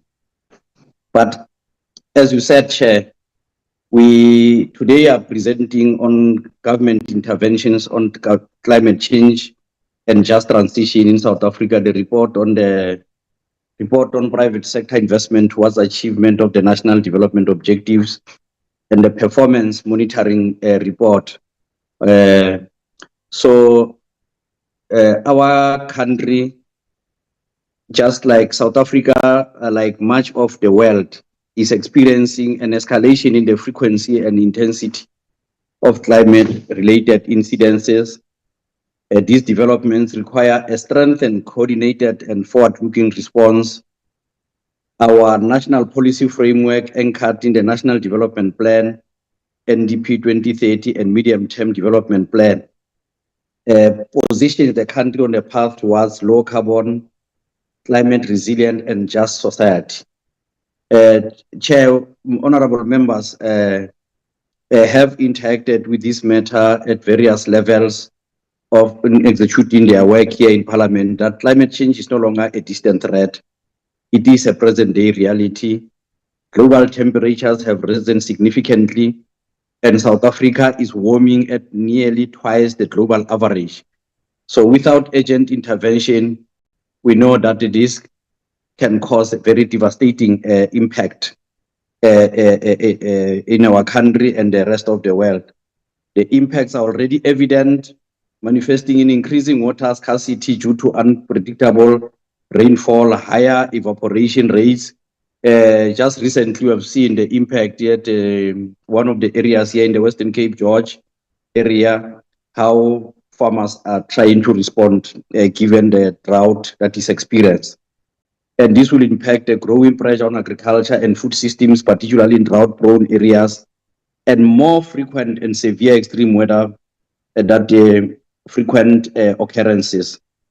So we'll also reflect on the just transition which is fundamentally about our people, workers, communities, and industries affected by the shift away from certain industries. Like in South Africa, there's been a topical issue around coal and our government response in dealing with the matter. Our approach focuses on reskilling and upskilling workers, participate in emerging green industries, supporting communities in coal-dependent regions. Mpumalanga as one of the provinces that were to be largely impacted upon if we were to take a different policy position and promoting economic diversification in sectors such as renewable energy. Chairperson, I think the key issue really is adaptation is central to our climate response, and we will share in terms of the broader government approach on this issue. So, and also while progress is being made, several challenges that remain, issues of limited grid capacity to support renewable energy expansion, significant adaptation, financing gaps, particularly at municipal level, socio-economic vulnerabilities in coal-dependent regions. We will deal with those issues. I think that our broader government approach, and also on the private sector investment towards achievement of national development objectives. Private sector investment remains central to South Africa's long-term development, driving economic growth, industrialization, job creation, and structural transformation. With government prioritizing investment attraction, I think we'll just reflect on the progress and what are areas of bottlenecks in our view. And I think also to conclude on the issue, dealing with the issue, which members out of their oversight of the Portfolio Committee on Planning, Monitoring and Evaluation conducted a series of oversight visits from last year. These visits focus on assessing how department DPME manages and coordinates intervention to ensure that presidential hotline serves as effective platform for citizens to access public services and obtain resolution to their concerns. So there's much more work covered based on what honorable members identified of the committee. So and how we interface with various ministries, setting clear targets for ministers to respond to hotline queries. I think will reflect progress and challenges. And I think I'll say, Chairperson, ours really is more of building a capable, responsive, and developmental state that advances a sustainable and prosperous future for all our people. So I will ask the department, the DG, acting DG, and team to take us through the presentation, Chairperson. For your, okay, I'll ask for your permission, Chair, if I can hand over to the department to proceed with the presentation. Thanks.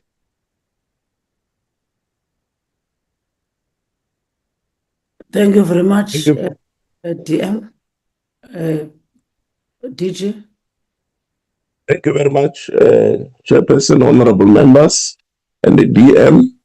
I'll then ask Mr. Mdlalose to lead us in this presentation of just energy transition and investment. Mr. Mdlalose.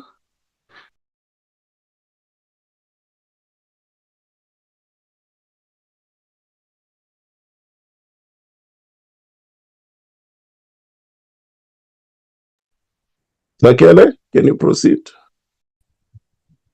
Honorable Chairperson of the Portfolio Committee, members of the committee, senior managers of the department, Deputy Minister of DPME, morning.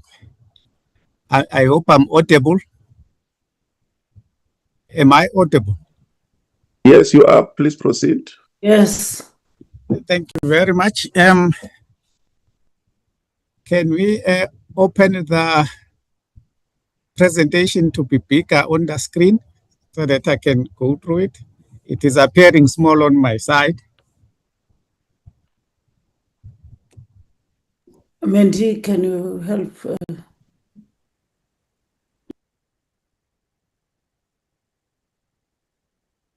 It is still smaller on my side, but I can continue if it is visible on the other side, from the side of the honorable members.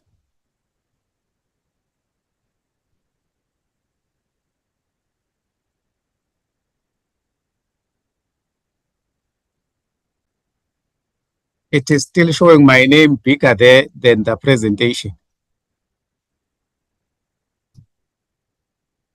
Thank you. Now the presentation is visible. So, honorable members, just transition forms part of the response measures to the climate change adaptation, as the Deputy Minister of the department has indicated.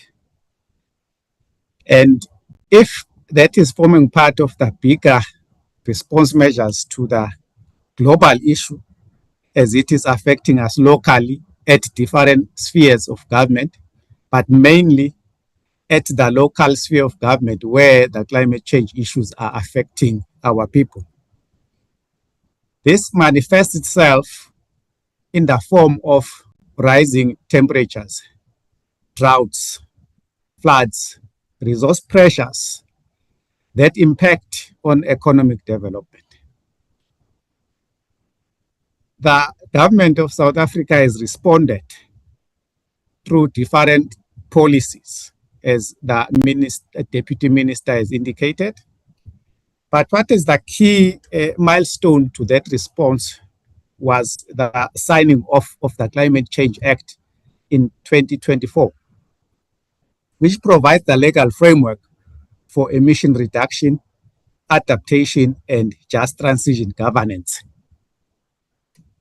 Then that has then given rise to the strategies that address these issues. In terms of what we are seeing happening is that the climate temperature rising that is projected to exceed 40 degrees is now being felt across the globe. South Africa is not an exception. We have seen the temperatures recently over the last few days ranging at about 40 degrees Celsius. That has a serious impact in terms of the availability of water, the human comfort in terms of their livelihoods, our ability for agriculture to thrive within those areas, leading to more water required for agricultural production and posing stress into the water availability, leading to water scarcity, as well as being affected in terms of how we enhance those water resources at the point of use, be it at the local government sphere, be it at the agricultural commodity area. One point in time is around how do we manage the infrastructure to ensure that water that is becoming scarcer because of the climate change is properly managed. The case in point, Johannesburg or Gauteng was having that water challenges recently. Resultant to that, the agriculture and food security is threatened because of the crop yields and livestock losses, leading to the serious threat in the food security and impacting the rural livelihoods. The DM has indicated what has happened in George. We have seen the challenges in Bloemfontein or central region of the country experiencing drought as we are speaking, whilst the coastal area has been subjected to serious flooding. The case in point there, we all know what has happened in 2022, the floods in KwaZulu-Natal, Eastern Cape, and some part of the northern provinces. The 2025 floods in Limpopo, which has led to the loss of lives, loss of infrastructure, and loss of agricultural productivity at large. As part of those responses, we have indicated the Climate Change Act. The Carbon Tax Act was promulgated in 2019 to manage how the industries in the country are going to be managed through taxation to ensure that they reduce their emission. The international climate change commitments for South Africa through the NDCs that has been underpinned by our negotiations in the Paris Agreement set clear targets on emission targets, on adaptation and goals in our response in line with the international commitments. The Just Transition Energy Partnership has been there to mobilize finance to support coal transition while addressing social economic impact. Honorable members, I hope you are aware of the Presidential Climate Change Coordination Committee that has been established. We are going to reflect on that later. Next slide, please. So in terms of what has been done to manage that, one of the key response measures on energy was around the renewable energy power producers programs. Honorable members, the IRP that was looked at earlier was reviewed in 2025. That is the Integrated Resource Plan. That Integrated Resource Plan outlined what are the key areas where we can optimize as a country the renewable energy capabilities. The 2025 plan looks at 105,000 megawatt new capacity by 2039.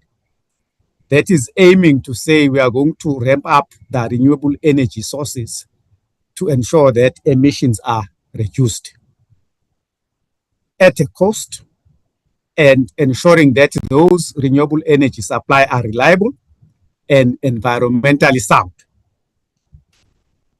The role of the RIAPP as a diverse energy mix that started in 2011. And by that time, the country was having a serious challenge of energy supply. And that is when we're having a lot of load shedding as part of our work. The contribution to that on the early bid windows led to the 5,000 megawatt that was now secured through the bid window number 7, recovered a huge amount of energy that was procured through renewable energy. That is balancing what is coming from the coal and ensure that we are reducing the emission as it is coming from our main supply of energy through coal and ramping up the clean energy with those numbers that I've indicated. But having said that, honorable members, there are some challenges to go at the speed that is required there. That is about grid constraint and challenges. Our grid capacity, as we are speaking, does not allow us to move at the highest speed in achieving or getting more megawatts into the existing system as provided by the ESCOM so far. That has then led to challenges of saying we need to increase or expand transmission infrastructure capabilities, as well as the reverse technology to ensure that whatever that comes from the renewable energy is accommodated within the existing infrastructure of transmission and distribution. Next slide. So the governance has been established to look at this work of response to climate change. I've indicated earlier on that the Presidential Climate Change Coordination Committee was established, and it was aimed at ensuring fairness, inclusivity towards the decarbonization of the country's economy. The focus of this work include sectors like coal, automotive, agriculture, and tourism, which are sometimes facing a serious risk of or posed by this climate change.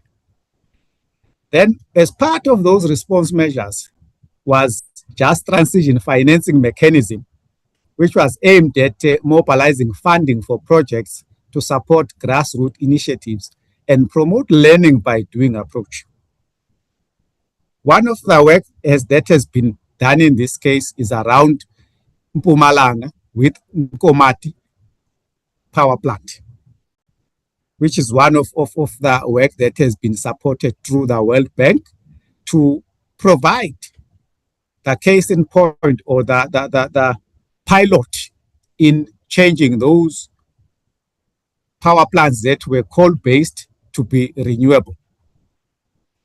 And as part of that pilot, the country is working very hard to align what is coming from the international commitment and domesticate those in our own work through different partnerships and access to concessional finance. The case in point is Komati is funded through the World Bank and IMF work or finance mechanism. But broadly to that, South Africa has made a huge strides in having our own institution accredited to manage the funding mechanism as it is coming from the green climate finance, as well as the carbon financing that was as a result of or as part of enabling the implementation of Paris Agreement of the United Nations Framework on Climate Change Convention, the UNFCCC. Next slide. Those institutions that I've referred to have been built, those capabilities include the DPSA, the IDC, SANPI, as one of those institutions that have been accredited globally to ensure that if South Africa develop projects, they will be in line with the global norms and standards, and they are going to be managed accordingly and are not going to be mismanaged whilst they are implemented at our local spheres of government. As part of that work looks at the skills development and community empowerment, as the DM has indicated.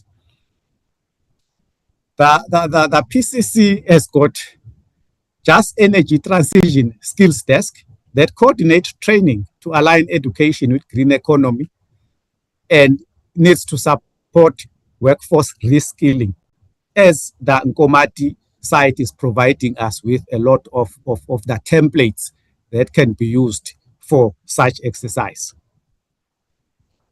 Then that will lead to updating education and training through what should be the curriculars or curricula for the TVET as well as the university communities that we are having to ensure that the relevance of our education in the new required skills as dictated by the changes are going to be having a proper supply or a proper conduit for them to be relevant to what the contextual requirement is calling from us.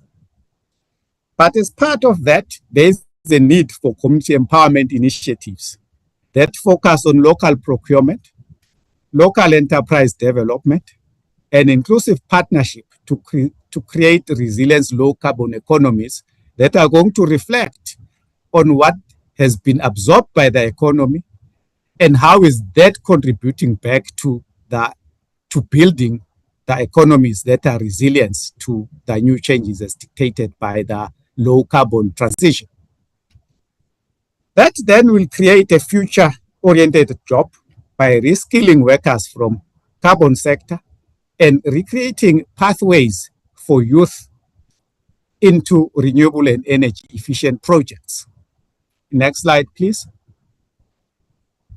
Then the transition to low carbon economy focus on sector is sectoral in nature. One part of it I've highlighted is on energy. I've made reference to JET, just energy transition. The electricity generation contributes to 42% of South Africa's emissions of the greenhouse gas emissions gases that we're looking at.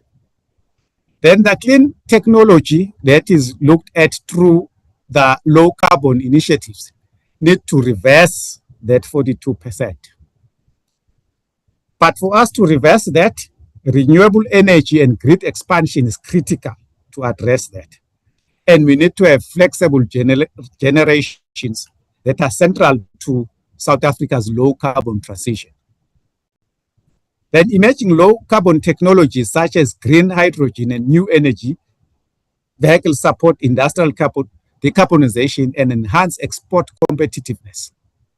We started seeing now the emergence of your high-speed train is part of those interventions by transport to ensure that most of the high-emitting mechanism, that is road transport, through the diesel support is going to be minimized. The emergence of your electric vehicles is starting to take shape, with us seeing a lot of them on the roads.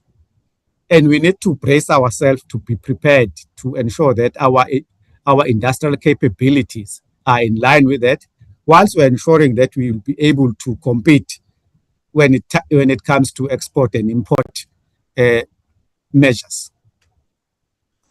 Then that leads us to say this just transition therefore needs to have some principles that looks at.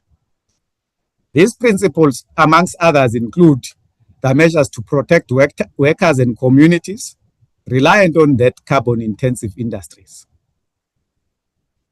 The case in point is we know that part of Mpumalanga, part of Free State, where high-emitting industries are, where we have more pollutions that comes out of our industrial activities are located.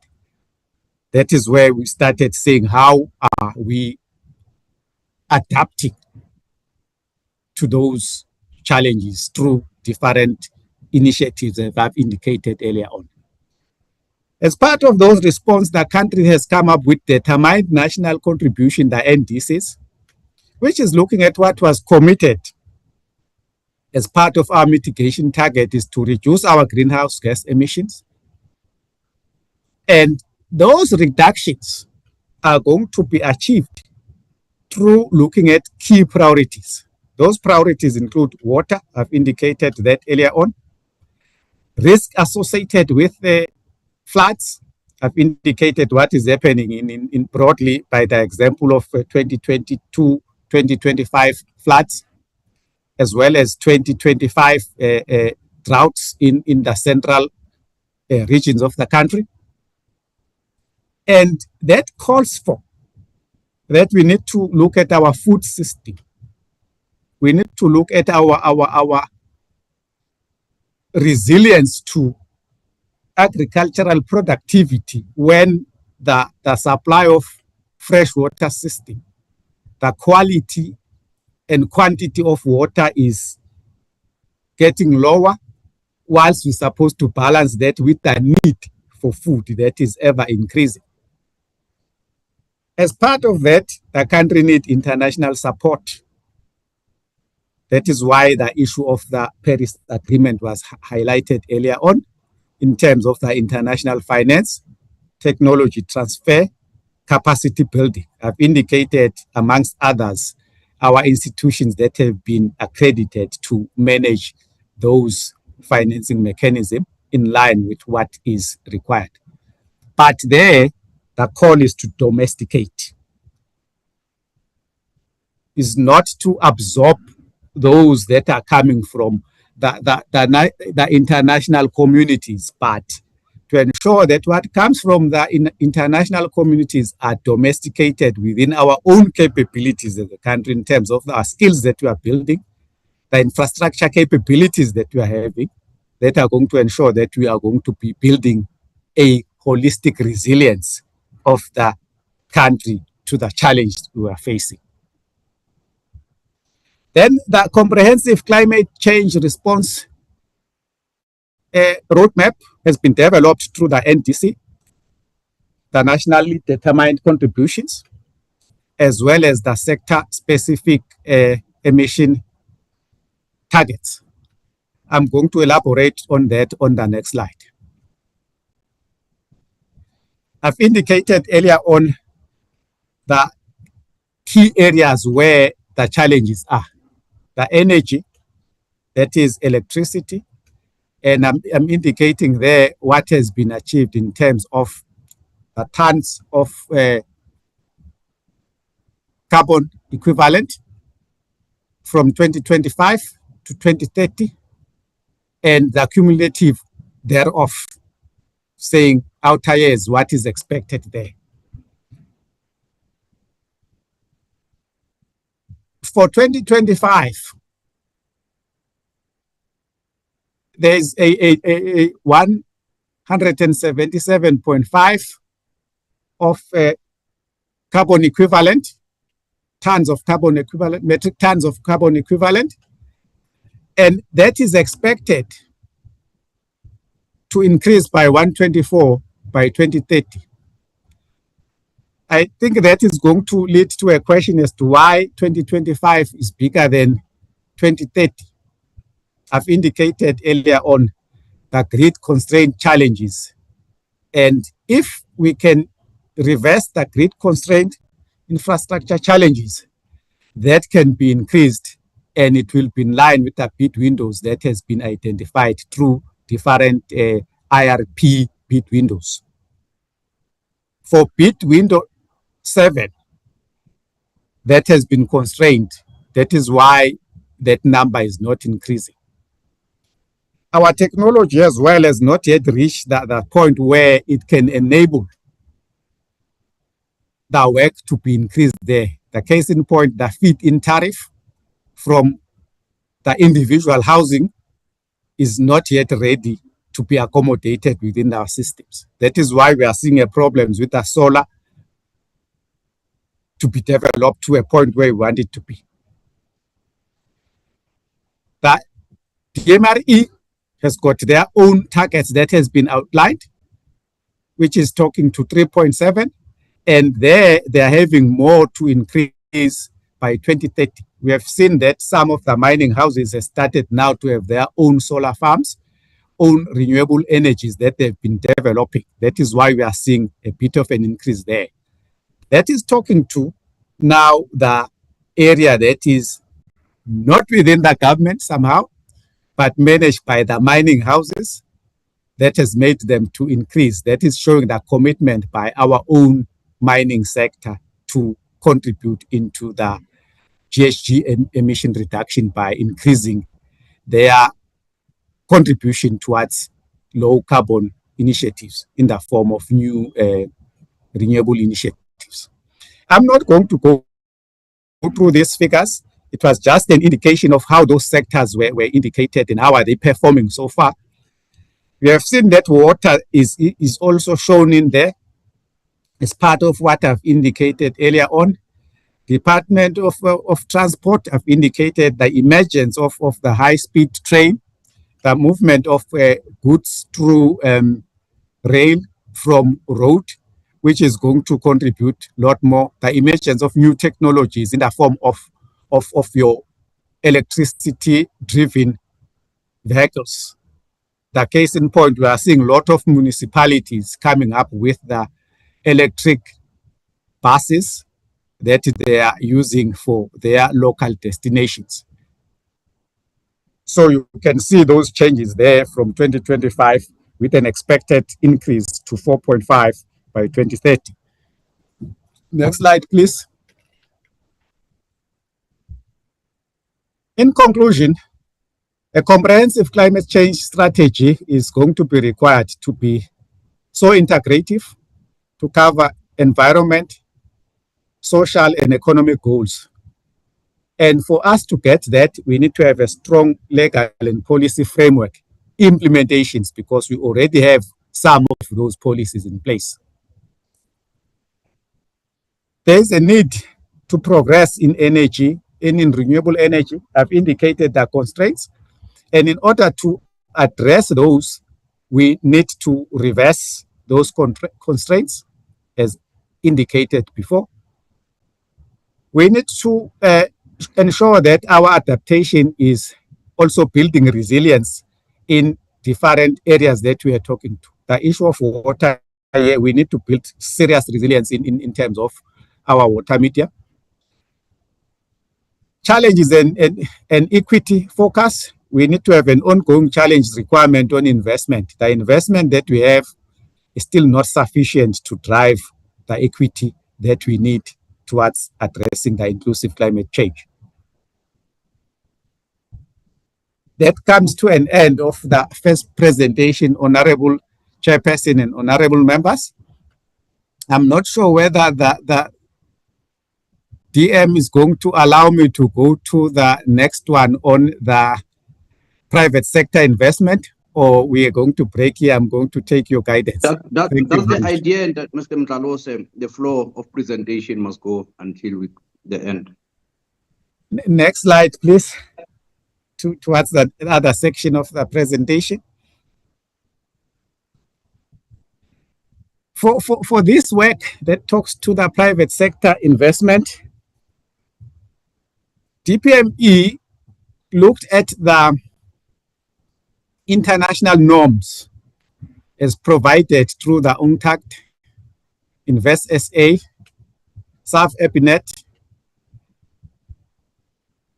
as they provide with the template on how to track or to monitor the private sector investment. That covers 4 areas that we have looked at from the DPME. Then we are going to relate that to what has been happening on the investment commitment as it has been done through DTIC. That covers the microeconomic investment,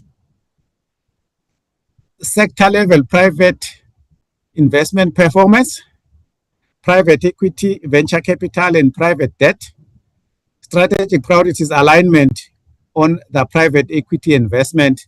How are they prioritized? You will see that that is talking to some of the areas that I've made reference to my previous presentation. The energy transition, the fintech and digital inclusion was not elaborated, but when you dig deeper into the reports that are provided through that, that is covered there. The industrial capabilities, manufacturing and capacity building is part of what has been indicated earlier on. Next slide, please.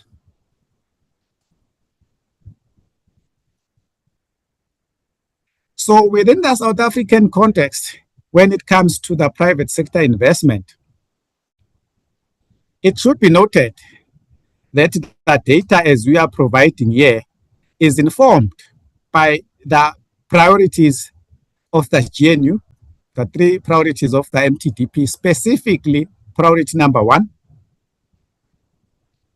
And if you look at that, is that the private sector remains a cornerstone of economic recovery, supporting industrialization, job creation, and industrial transformation. But to enable that to be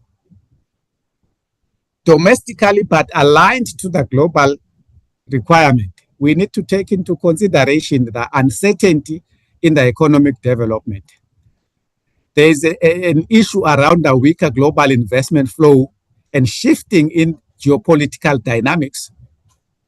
But for South Africa, we have been trying to cushion ourselves through our policy certainty to ensure that our policy do not have those incoherency. We are creating that policy certainty to ensure that there is investor confidence. We've addressed our regulatory efficiency. I've made mention of some of them in my previous presentation, and to look at how we improve the overall business environment. As it happened, we are aware that South Africa is holding different investor conference. There's one that is scheduled for the end of March 2025. That has started in 2018 when a presidential investment mobilization drive was started to invite the different private sector to make commitment. As part of that, it was trying to gauge the opportunities that signal the stronghold public investment collaboration with government in doing our work. And as part of that, there is a need for ensuring a credible and transparent tracking of those investments that the DTIC supposed to do. I've indicated earlier on the scope, the first slide that was providing the scope, to say we have looked at that globally, what are the practice by the global organization, and how our Invest SA is aligning itself to that, to monitor those work and the commitment that has been done. I've indicated earlier on that this commitment is multi-layered. It cannot be looked at as going to be a responsibility of one area. So for this to be tracked, it's becoming very difficult to do. And it requires a serious collaboration and coordination of efforts to ensure that nothing is wasted or nothing is not accounted for. That then will require that investment from announcement to implementation is to be followed and tracked. And we need to identify the bottlenecks earlier in terms of what is going to stop those investments to happen. I've indicated on bullet number 3 above what could be the potential showstoppers. It could be our regulatory certainty, efficiency, and our overall investment. If those are not proper, that could form bottlenecks. We have seen some of these being highlighted in terms of the regulatory red tapes that has been indicated, and there are some work that has been done that has been projected through different initiatives, such as the regulated timeframes that government departments in terms of their permitting or their license requirement has been changing over years. Coordinated targeted intervention to support delivery of those projects, if they've been announced, is becoming key of those work that needs to be done. Though this is multi-layered, but the key departments that this committee needs to look at some stages is going to be the DTIC that is looking specifically on those work, and of which from our side we would like to say maybe recommend that the committee invite them to come and share with them as to what they have done. I'm going to give you some highlight of what has been coming out of our own triangulation from the DPME that indicates what has been done so far. But some of those work that we are going to be highlighting there has not been subjected to audits. It was out of the work that we have been picking up from the different sources, as what DPME is always doing to triangulate data, starting from the data provided from different data sets engines to the administrative data as provided by the departments themselves.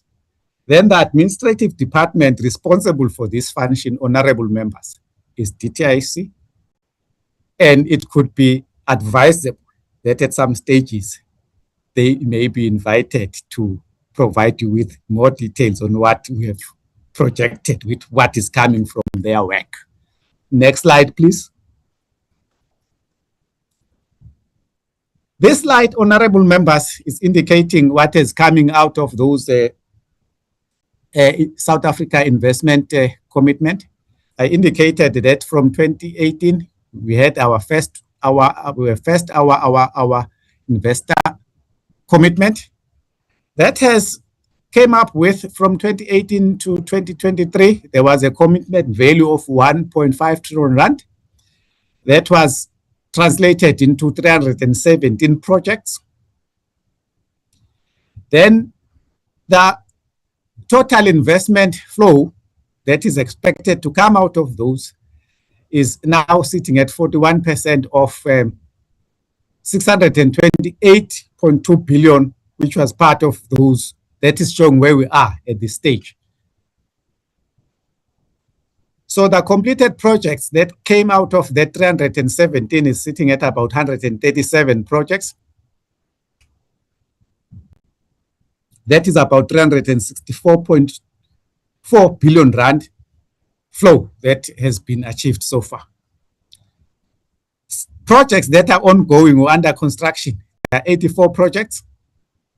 And the money that is expected to come out of that is 142.1 billion. There are projects that are at the early stages, 41 of those projects at 6.2 billion flow. There are delayed projects, 34 of them, 5 billion rand out of those delays. Jobs that has been created out of that, more than 7,000.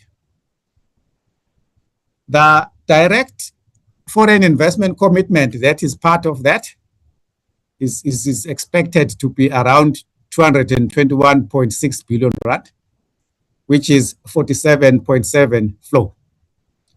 Then private finance commitment is expected to be 18.8 billion. You will see that some of this work, or under this heading, is aligned to the slide that I've presented as my first slide that was showing the context or the scope within which those private sector investment can be tracked or can be measured. And I've also provided a graph on the left-hand side below to summarize what I've been saying. Next slide, please.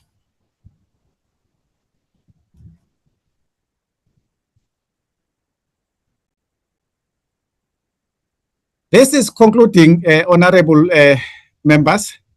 We have indicated there the challenges. What are the challenges that affect implementation? And we have provided some of what we consider to be the recommendation to address those work.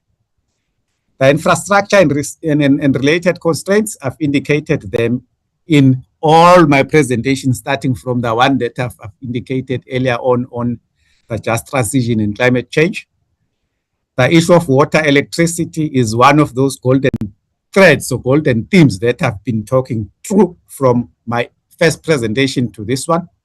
The regulatory hurdles, I've indicated the permitting issues and what are the current response to that through the regulated timeframes for those particular permits and licensing.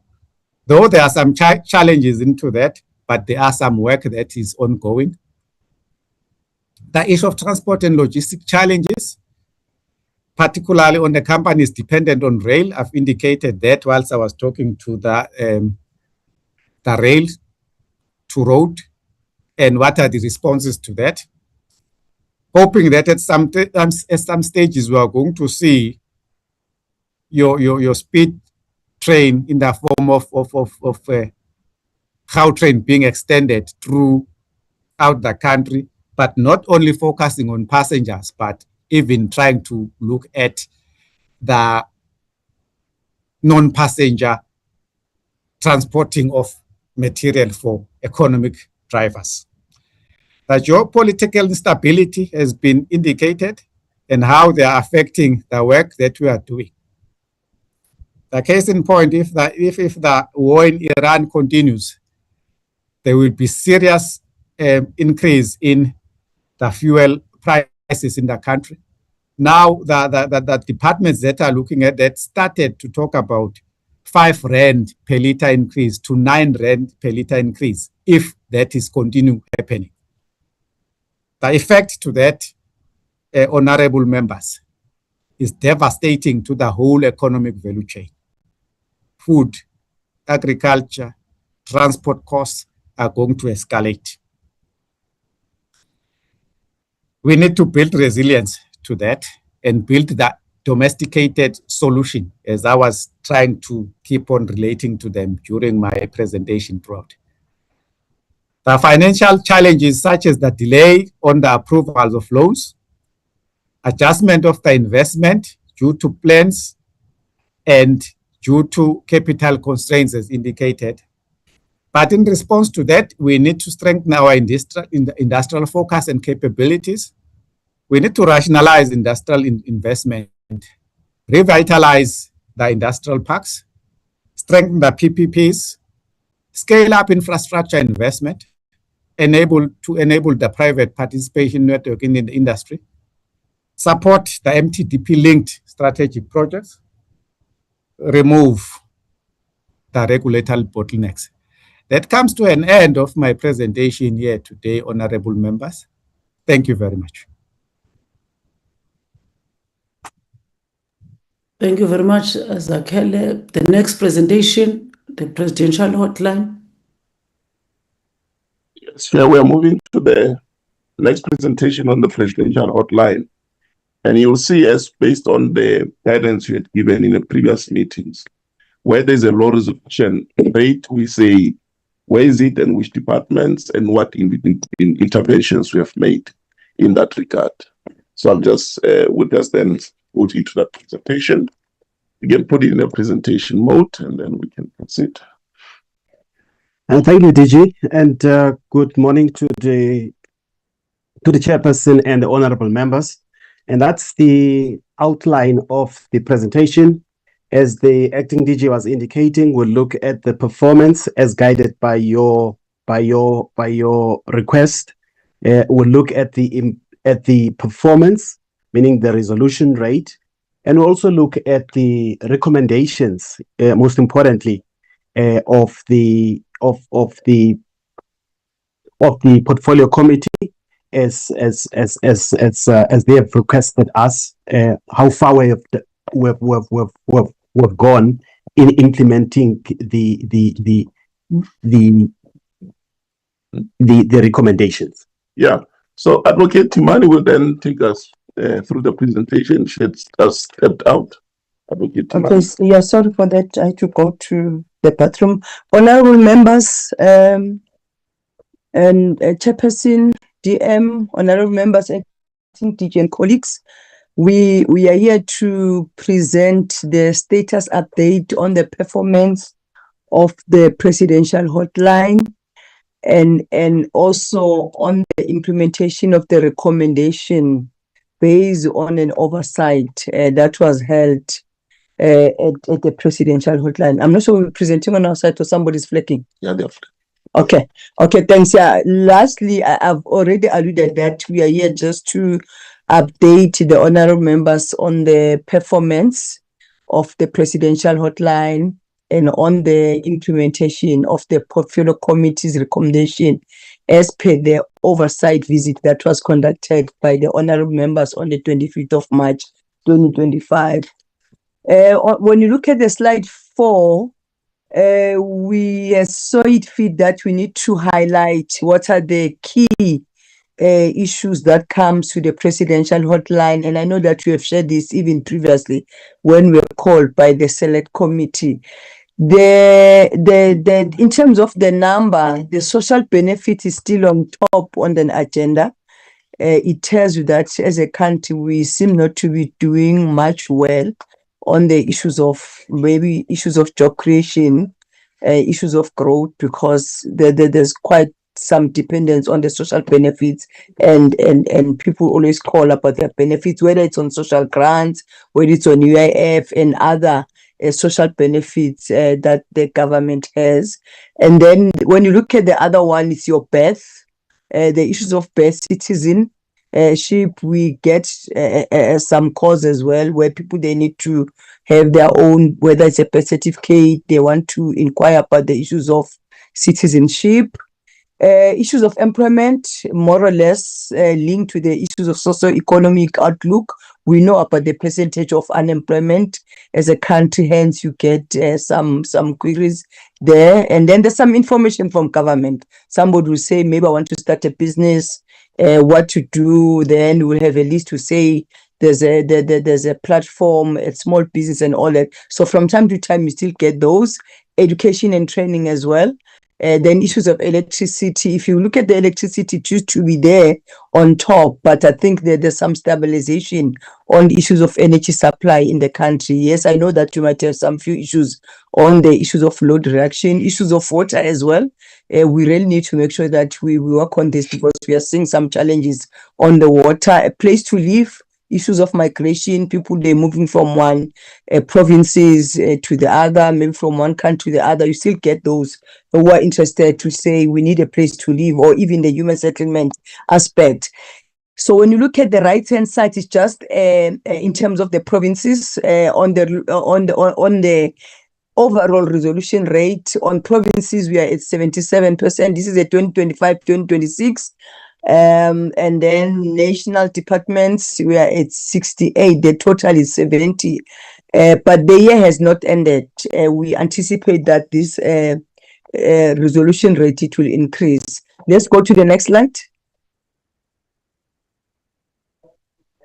Yeah, well, we just want to say in terms of the performance, from time to time, we do analyze the departments and provinces that are not resolving so that there is an accountability. I know that in the previous financial year, we'd engage with Department of Transport, SASSA, Social Development, Home Affairs, and a number of issues.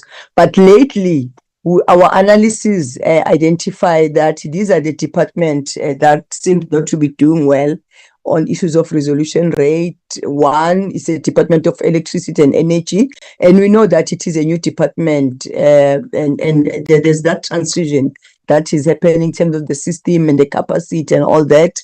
And the Eastern Cape as well was actually not doing well. And Northwest as well was not doing well, and the SAPS was actually not doing well. Those are the key departments and provinces, but others who still engage on the stakeholder, but these one were more identifiable to say you really need to come in account to say why your resolution rate is very, very low.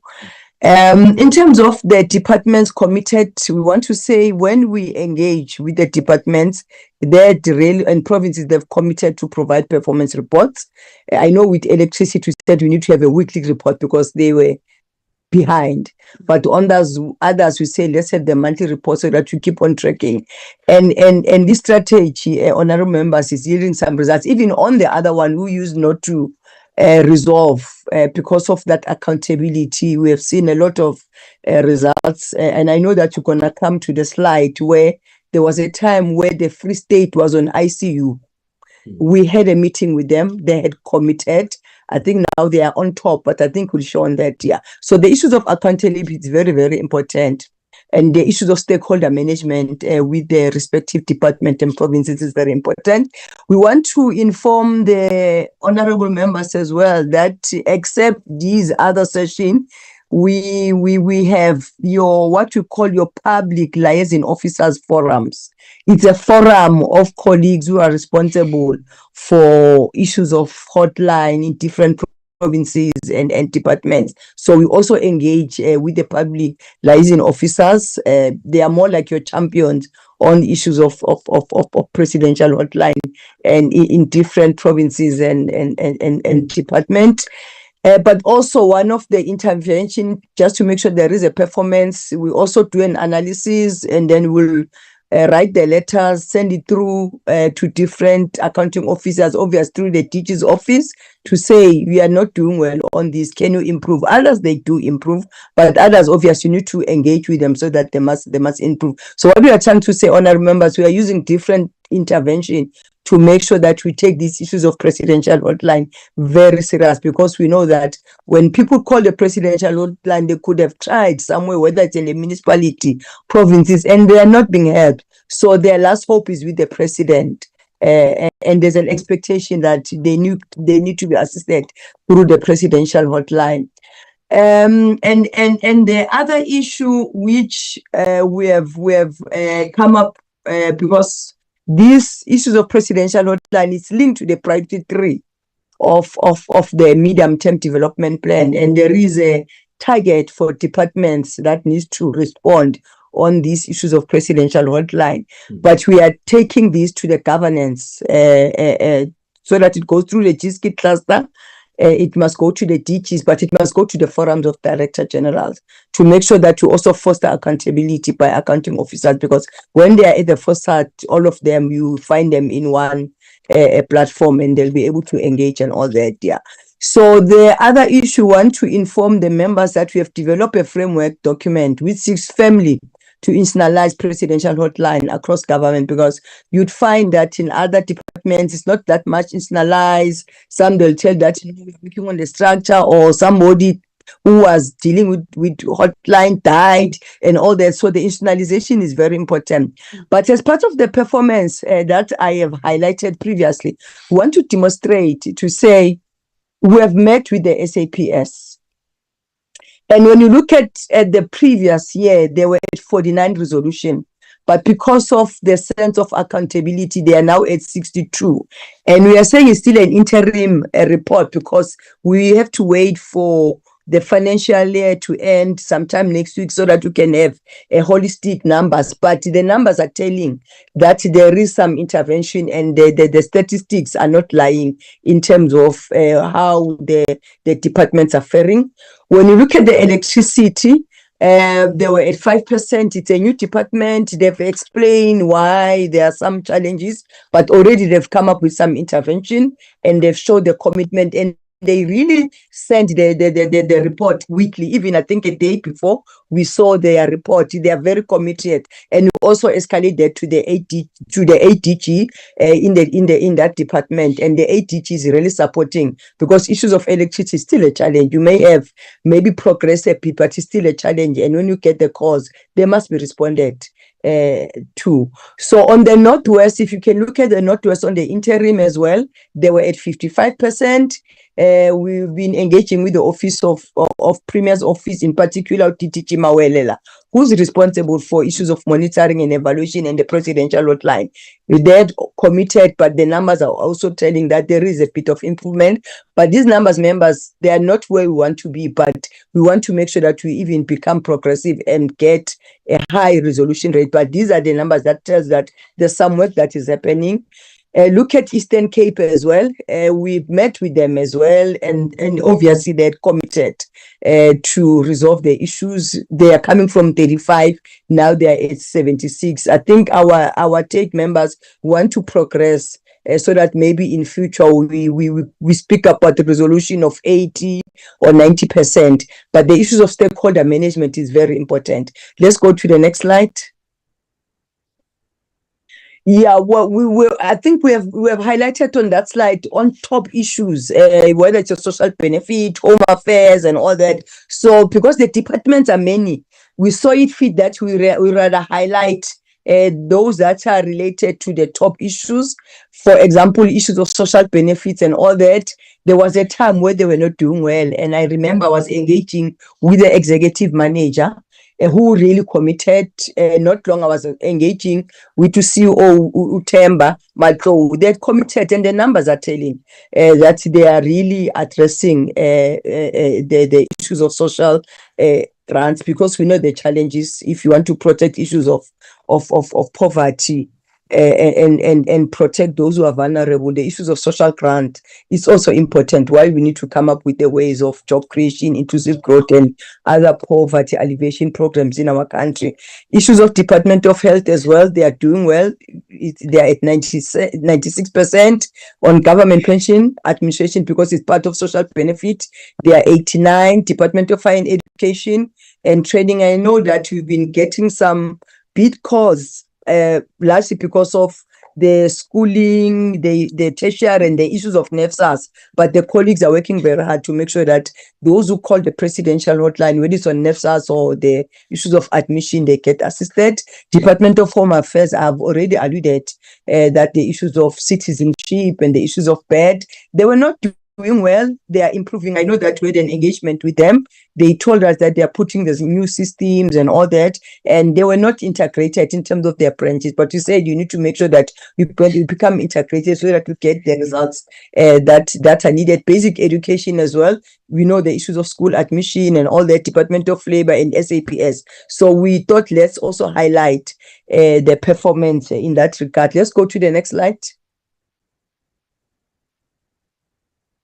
Yeah, when you look at the provinces, honorable members, this is very progressive. KZN, they've been very consistent. And I know that part of the benchmarking will be going to KZN as well, just to check how are they faring in their modernization. Free State, there was a time where they were on red.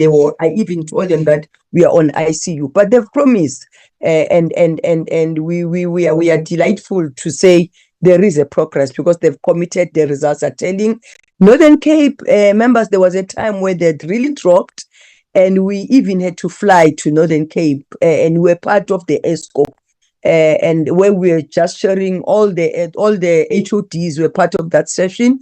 But I think what the DG, just to highlight, DG Beke said was that there was a time where the issues of presidential hotline, it was on top of the agenda of ESCO. So they were progressing well. Then they decided to remove it. Then there was a dropping of the ball. So the item is back to the agenda. Hence, now they've increased in terms of their resolution rate. When you look at Western Cape, they are now at 80. There was a time they were at 90, which just from the Western Cape members in terms of the modernization and all that, but also they had promised that they want to make sure that they also reach the 80%. Limpopo, these are the numbers. Eastern Cape, I think they're going to improve because they are working very hard. Gauteng as well, I know that there was a time where they were high, then they were at 55. We have engaged with Buthelezi to say, Buthelezi, we are not happy about your performance. And he had promised, and you can see now the numbers are moving from your 50s now back to 73. I think they want to move. Northwest as well, I think I've alluded to the engagement that we've been having with UDT, Jima Welela. Mpumalanga as well, we have engaged with DG. Uskosana and the colleagues and they are working on this. So from time to time, members, we make sure that there is an accountability because our view is that behind the numbers, there are people who need service delivery. So we really need to make sure that we resolve the issues that come to the presidential hotline. Let's go to the next slide. Yeah, well, I think we have tried to highlight on the performance, how we are faring, top issues, resolution rate, what are the interventions and all that.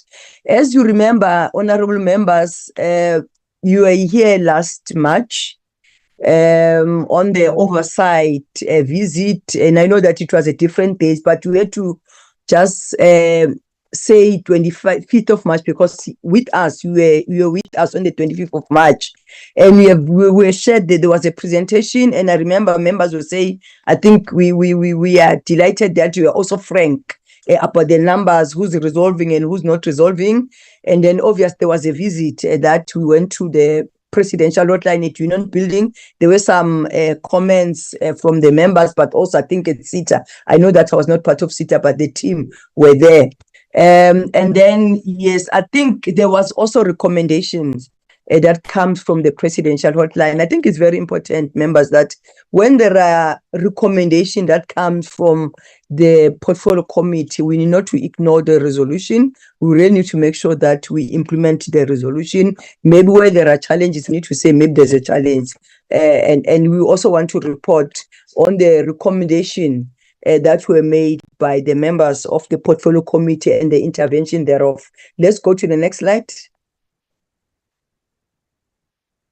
Yeah, well, the recommendations that are coming from the portfolio committee from the 25th March oversight, the portfolio committee, they said the Minister of DPME need to ensure that the targets are set for ministers to respond to the presidential hotline.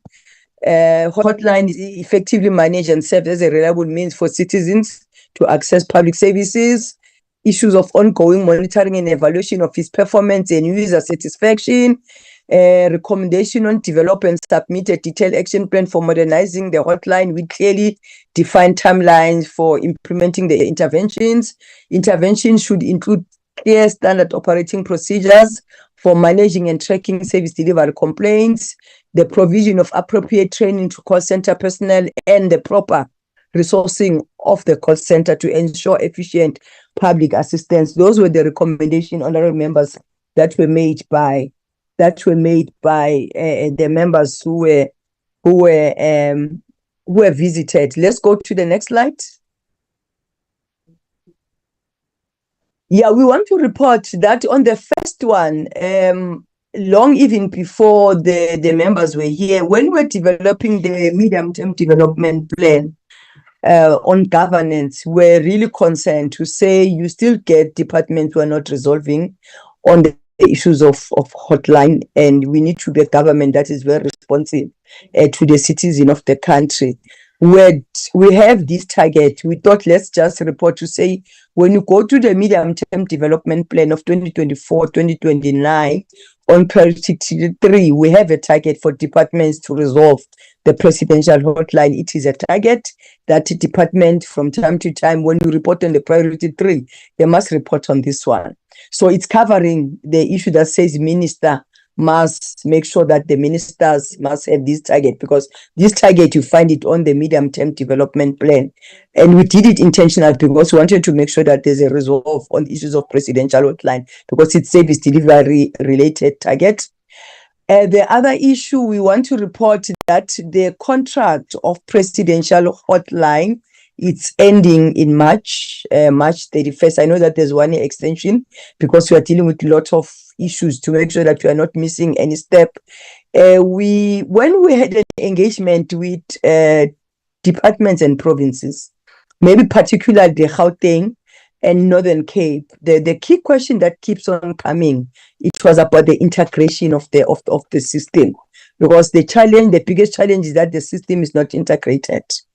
And on a new contract, we have to make sure that we prioritize the issues of the integration of the system of the hotline with the ITSM system of departments and provinces, and the provision of WhatsApp facility. And I know that when we were in Parliament at Select Committee, the question was, how do we make sure that somebody who's in Mhlabuyalingana has an access to the facility, except the emails, except maybe the telephone and all that? So we thought that we need to come up with the WhatsApp facility, and we are in constant engagement with CETA. But I know that because we just from the Western Cape on Monday, and there was a colleague who was sent by, there's a young guy who's in an innovation space referred by the UN on Citizen app. I know that he also said maybe WhatsApp is not a good platform, and he was raising to say maybe issues of intellectual property and all that. But when we're in Western Cape as well, they say they're not using the WhatsApp. So we could collaborate what this guy had said and what the colleagues at Western Cape.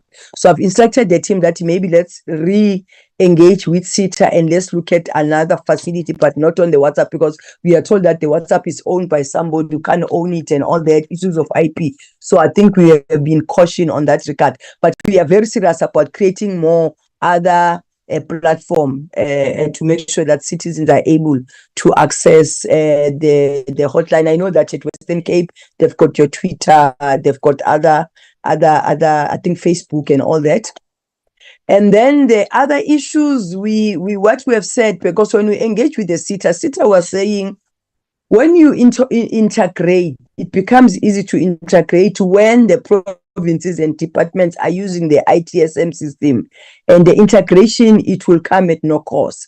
So we have resolved that mainly working with SITA, they need to make sure that they engage the department and provinces who are not using the ITSM system. If possible, they need to maybe migrate to the ITS system so that they could benefit on these issues of integration. Because one of the reasons why also the integration, it assists honorable members, you get one client who goes to the local government about the problem, goes to the provincial contact center about the same problem, come to the presidential hotline. So integration is going to also to assist so that we can see that we are not dealing with issues of one case on different platform or double dipping and all that, but there are other benefits that comes with issues of integration. And I think we have committed that we still want to continue as part of monitoring and evaluation to have an engagement, not just only on a low resolution rate. Even if they are doing well, the stakeholder management, it must be a standard practice to say, because they are our stakeholder, the provinces and national, you still have to have those stakeholder management, even including the issues of low resolution rate. And I know that there are those who are doing well, who are not doing well. We had even written letters to say we really want to commend you for the good work that we are doing, because there was a time where you are not doing well, but now we are doing well. So it's one of the interventions so that we encourage those who are doing well as well. And maybe just to give a context on this one, I remember there was an engagement that was convened by Utichi Baleni being a teacher of teachers in the presidency. And the reason was that we are presiding on the presidential hotline, DPME, and we are part of the presidency family. But because this is a presidential hotline, it's about the image of the presidency. So there was a resolution that we need to collaborate with the office of the president. And the person who has been delegated to lead this process, it's COO Rory. We're supposed to go with him on Monday, but he's on leave, but there was somebody from the president. There's that collaboration that is happening between us and the presidency, just to make sure that there's a plan in terms of the modernization of the presidential hotline, because it was an issue as well to Titi Balen to say the presidential hotline was established back then. Yes, there could be some modernization, but we need to move with speed. And there are departments, for example, your Gauteng, your Western Cape, where they're having an advanced system. Hence, we're in Western Cape, and I know that we're going to Gauteng as well, because Tichi Balen, we know that she was a teacher in the province, and she was there when the issues of hotline was conceptualized. She knows the system and all that. So we want to make sure that we continue with the benchmarking exercise. We've done the Western Cape, we'll be doing the Etrogwini and the Gauteng office. So we have learned a lot, and I know that we said they must send a presentation. We spend the whole day. There are a lot of lessons, but also they said they've learned from us as well, because it was an open kind of a session in terms of the benchmarking exercise that we conducted, so that at the end we improve and we modernize and we move. And maybe what we have learned as well at Western Cape, they also took people who are coming from private sector, they've combined them with one or two who are in government. So there's that kind of modernization thinking in terms of the hotline and how hotline is addressed, but also they have their own stakeholder management all the time with departments and all that, so that department and municipalities must really resolve the issues within the stipulated time. Let's go to the next slide. In terms of the standard operating procedure, I want to report that we have a standard operating procedure as a presidential hotline. We have it. When we invade cases, there are protocols to say this is how you need to deal with the case and all that. But based on that collaboration with the presidency, we are working on the integrated standard operating procedure. And I know that there's a colleague who's a legal advisor to the president, working with our legal advisor at DPME, so that whatever integrated standard operating procedure we're going to come up with, it should have been tested legally and in terms of the processes. So that the colleagues are working on the integrated, but not only on the presidential hotline, honorable members. Remember, you get people who will call, who will email the presidential hotline. Some they'll send their complaint to the DP's office. Some they'll send it to the private office. Then you've got those who are matching the issues of protest and petition. So one of the issues we also integrate in terms of how we are handling the cases between the DPME, those that come to Deputy President, private office, the Speaker's corner, and all those issues. So we are working on that one. So the other issue, I think we have already cited about the new contract that will start now. With the issues of training, I know it was the recommendation. So we have engaged with CETA to say, even on the maybe just go back to the previous slide on the issues of the call center agents. We really need to make sure we appreciate that they are being trained, but we feel that they still need to be an intensive training for the CETA call agent, because I know that they are also coming from CETA. And then maybe in terms of the resourcing, there's a recommendation on the resourcing of the presidential hotline. We want to report that for the contract of 2026-2021, the new contract, there's an additional amount that has been set aside, so that we want to use it for integration as well, and to address other issues of access, whether it's on WhatsApp and other media platforms, because we want to make sure that we expand the assets and others. I know that on the tasking letter, we gave them the levels where they need to focus on, but I think we'll come to that slide as well. And then, yeah, I think we have already explained the issues of the integrated standard operating procedure on the offices, private offices, including the Speaker's corner, the protests and petitions. Let's go to the next slide. Yeah, part of the modernization, because it's a continuation, kind of, the team is working very hard on the issues of modernization, which related to the issues of data analytics, because it's very important that you need to be able to analyze the data and the dashboard, which enables the quality assurance of incoming cases when the cases are coming, the real-time monitoring of case volume, resolution rate, and agent performance cases. It's something that we are working very hard on that one. The issues of omni-channel platforms, the introduction of email, it has already reduced the lot of telephone lines, because people used to call, but now people are writing the emails. That's part of modernization. So we have realized about over 37% of complaints are now received via an email. And I know that there are colleagues who also check the emails, because sometimes you get the spams. Sometimes you get one person, sending a lot of emails. So there's a team dedicated to deal with that.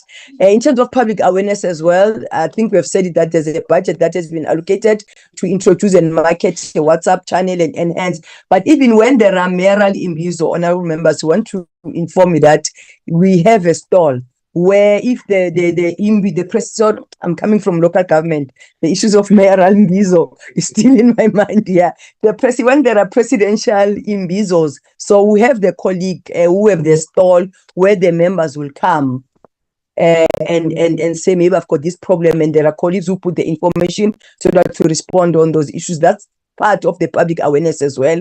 And I know that we also have the positivity where we get letters where people say, thank you very much, you help us with the pension fund, you help us with the housing, you help us with the NEFSAs and all that. So in terms of the knowledge management, which is part of modernization, it's about the continuous training and upskilling of agents, which is conducted in collaboration with the relevant department, because we really need to make sure that the agent, there's a lot of upskilling. We know that the technology, it moves very, very fast. We need to make sure that that upskilling is very constant.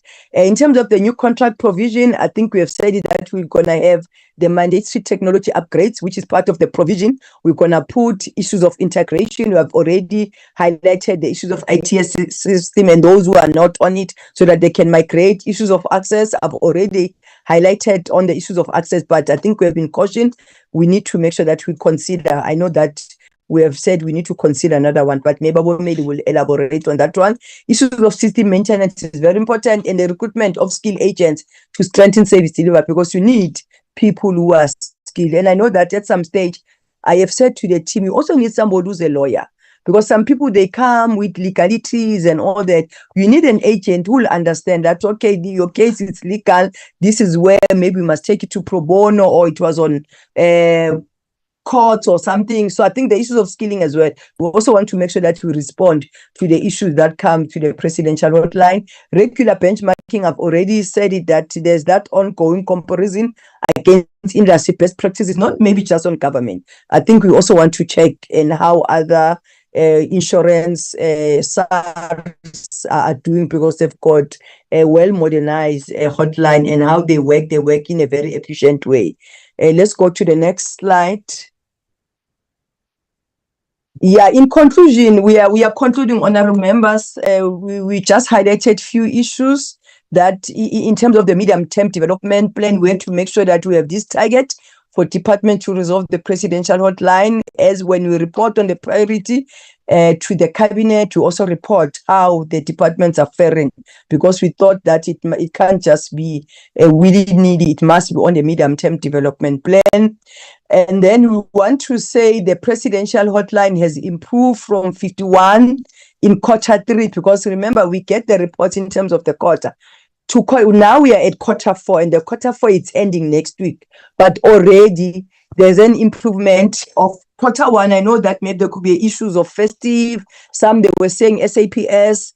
The very same team that is working on the hotline is the same team that must do the festive and all that. But you said you need to make sure that you combine the two, because you cannot let the hotline to suffer because of your colleagues are deployed somewhere, others on leave. But we are a government that still need to respond. But in terms of the improvement, honorable members, quarter 2 we're at 51, we are at 71, and I know that by next week, probably we could be at 80, because we are working very hard to make sure that the departments must respond, including the provinces. And we just want to say we'll continue to engage with departments and provinces who have low resolution rate for better service delivery, but also issues of stakeholder management, because if we have a stakeholder, we must have that constant stakeholder management with those who are those that you are working with. Then in terms of the 4th bullet, I think I've already explained the collaboration that we are having with the presidency on issues of modernization, on the standard operating procedures and other related matters, including the benchmarking. And then the last one, we want to say we have the contract management engagement with CETA, because the presidential hotline is managed through CETA. So the way for CETA to account those contract management engagements are very important. That's why we tell them to say, can you improve on this? Or they'll tell us to say, maybe work on this. Those contract management are really assisting, because at the end we are interested on the improvement, but also we are interested that the satisfaction as well. It must come, I think, from those, the client who have reported the cases, and the performance and accountability of the presidential hotline. And I know that the issues of customer survey, as I told honorable members, where they were saying there must be customer survey. We do have customer survey all the time when the citizen have lost the call. But others, they'll say, no, I'm busy. Others, they will, because even us, when we get maybe calls or we call their banks, at the end there's that survey. It depends with the person to say, yes, I can do it or not. But we do have the survey, which it also informs us in terms of where we need to improve and what the client or the citizens are saying. So that's the end of the presentation, honorable members, in terms of the performance and in terms of how are we implementing the recommendation of the oversight visit by the portfolio committee. But I have a team here, Utabo, the chief director, and I have Umeli, who is solely responsible for presidential hotline every day at Union Building. Thanks very much, honorable members. Thank you very much, Chairperson and honorable members. That's the end of our presentations. No, thank you very much, DG, and thank you to also the presenters of the 2 presentations. Honorable members, those are the 2 detailed presentations from the Department of Planning, Monitoring and Evaluation. And I'm taking now hands for questions, if there's questions, comments, and of course, also the solutions, honorable members. I see 3 hands. Okay, I will start with Honorable Apiri, followed by Honorable Matiwane, Honorable Zuma, Honorable Mani, and then Zuma.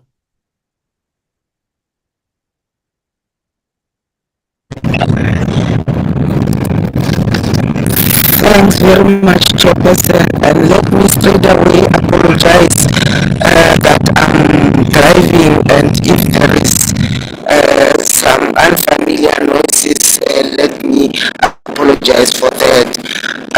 My first question will be on the private sector investment. The presentation, Chair, makes a reference to the game strategy, which is yet to be published or articulated as a policy. And I want to know... There's a problem here. There's a problem. Sorry, Chair.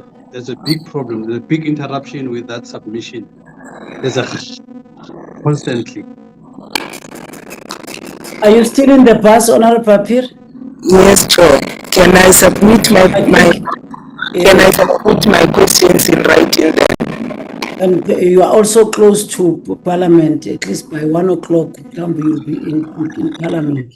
I will take the next speaker, you'll be the last. Okay, thanks so much.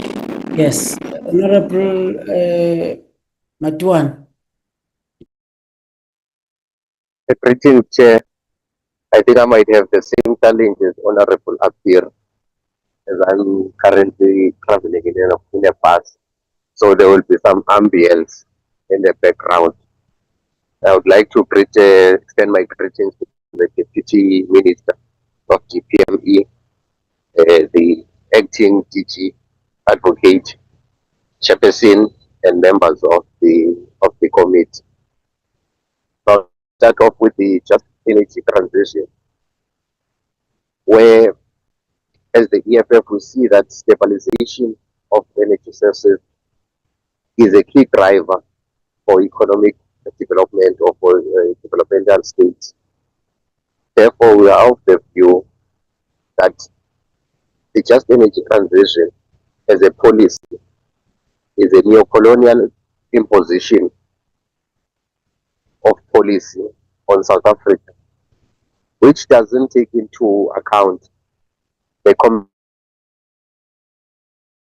that South Africa has in fossil fuels, that is coal and uranium.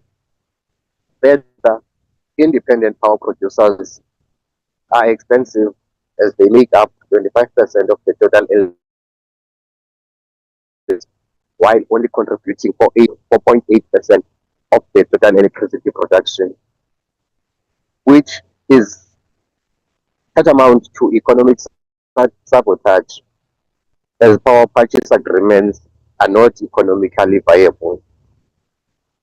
However, the government should invest in research and development extensively in green coal technology to reduce the carbon footprint, and also to have no confidence in the investor pledges or investor commitment, because they fail to transform into tangible investments on the ground.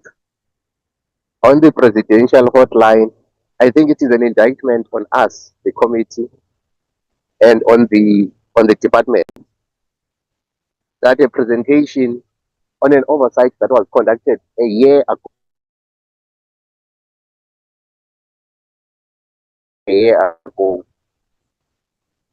I want to check.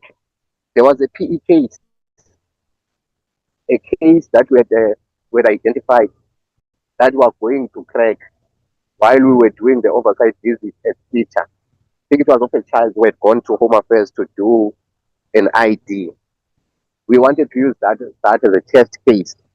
So I want to check how far are we with that test case that we had identified of that child who had visited Home Affairs in PE. And part of the major problems that were experienced in our visit to the union buildings was that the back end office was in disarray. When we got there were no employees on site. There was no equipment, working equipment. So in the presentation, they failed to make mention of what was done to improve the situation at the back end office at the union building, because it is crucial to the functioning of the presidential hotline. So if the back end office is dysfunctional, there is no point of us having the presidential hotline in the first place. Also, you make mention that the Eastern Cape, Northwest, electricity and energy and the SEPs are non-responsive departments. What has been done? What actions have been taken against the Office of the Premier of the Eastern Cape, Office of the Premier of the Northwest, in their failure to follow up on the presidential hotline submissions from the community? I will stop there, Chair. Thank you. Thank you, Honorable Matuane. Honorable Manyi. Thank you, Chairperson. So, yeah, we're dealing with both presentations. Is that the correct understanding? The just transition. Yes, that's what also the honorable member. Okay, all right. A quick one. Firstly, in terms of the first one, then that just transition, what? Given that 6 to 8.2 billion, which amounts to 41.5% of the 1.5 trillion investment commitment is materialized as of March 2026. Question is, what are the project by project reasons for the remaining 58% not flowing?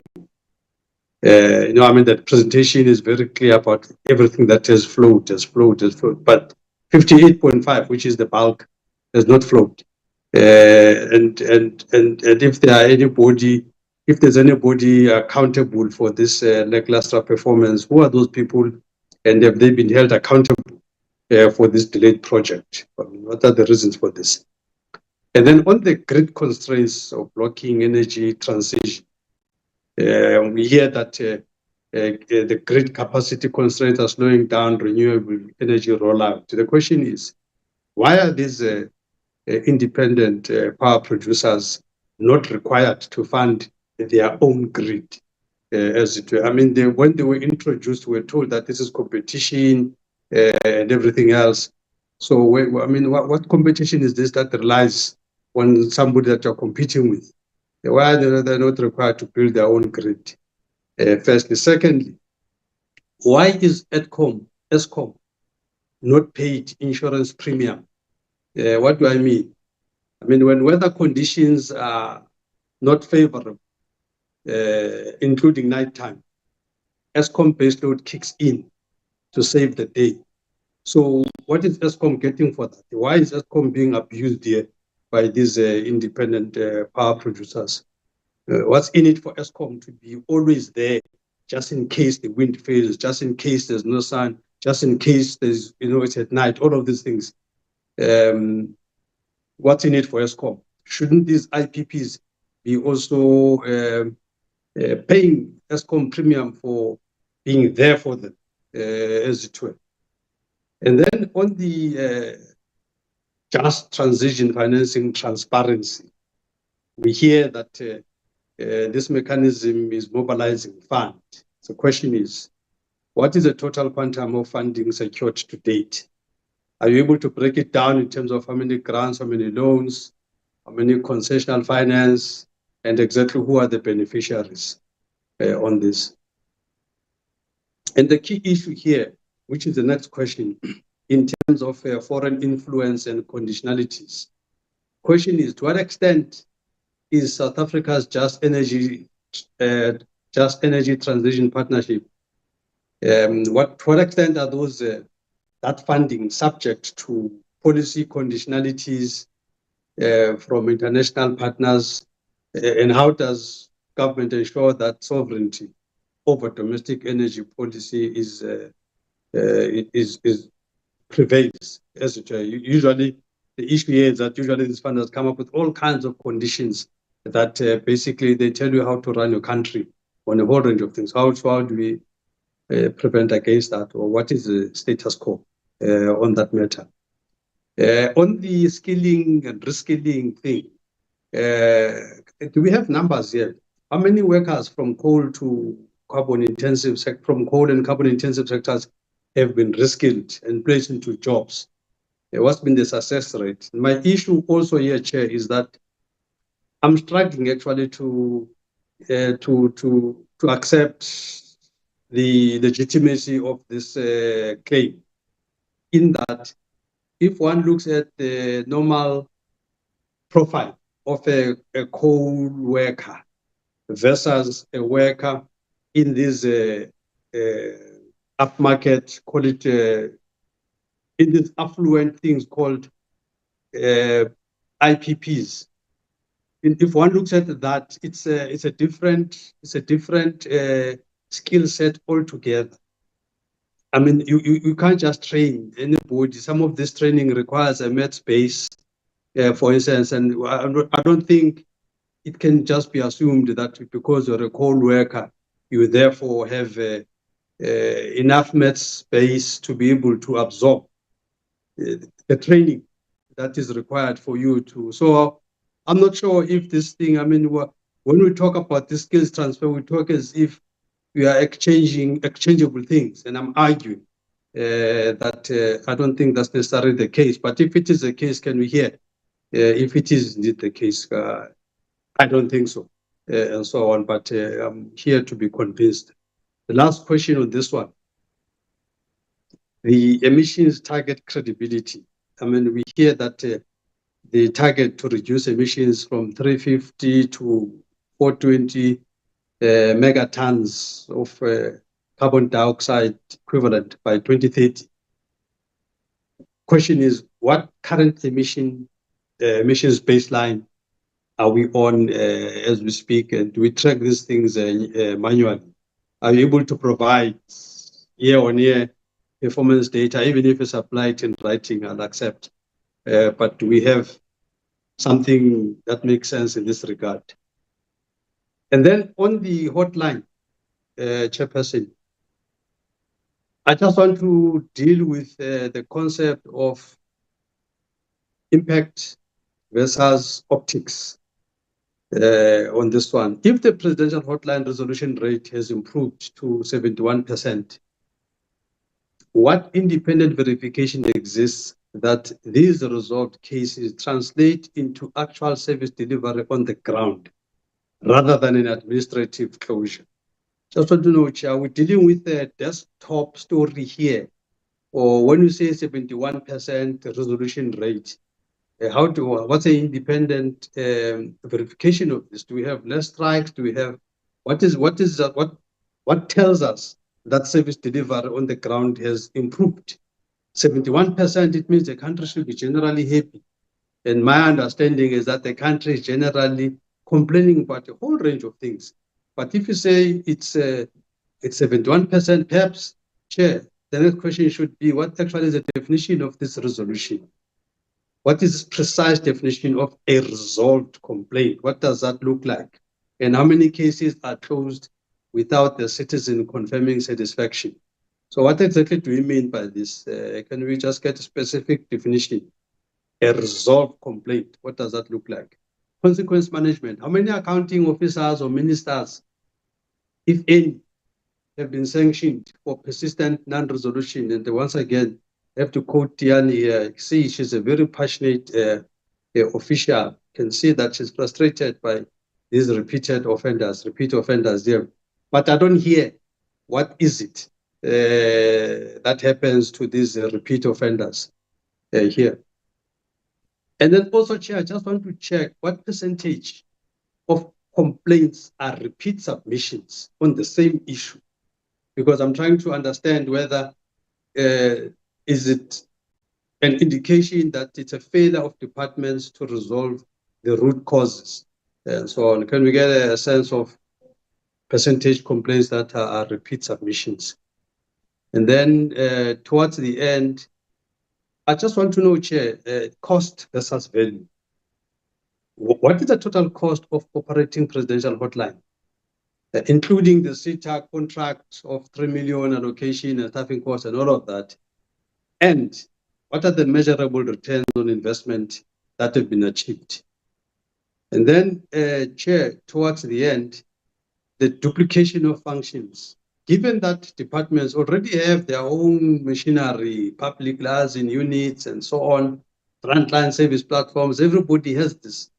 The question is, why does Presidential Hotline exist as a separate structure instead of being integrated or rationalized, as it were? Why this duplication and so on is an explanation for this. Lastly, Chair, on citizen satisfaction credibility, how are customer satisfaction surveys conducted? It's one thing to be giving a PowerPoint presentation here that you are doing well and all of that, but I'm not hearing how the customer survey is conducted and what has been the response rate, if any, and how does DPME guard against manipulated or inflated satisfaction scores in the event you are doing these ratings. That would be all for me, Chair. Thank you very much. Thank you, Honorable Zuma.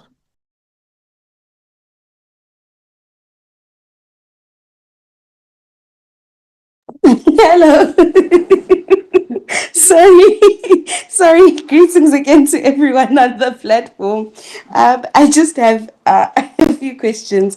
I'd like to start with the presidential hotline. First, I also just wanted to comment and say it's very refreshing to see that time was taken to ensure that people in rural areas also can participate in the presidential hotline. I think just that also that is a consideration, because we all know how people from rural areas have always been left out, especially when it comes to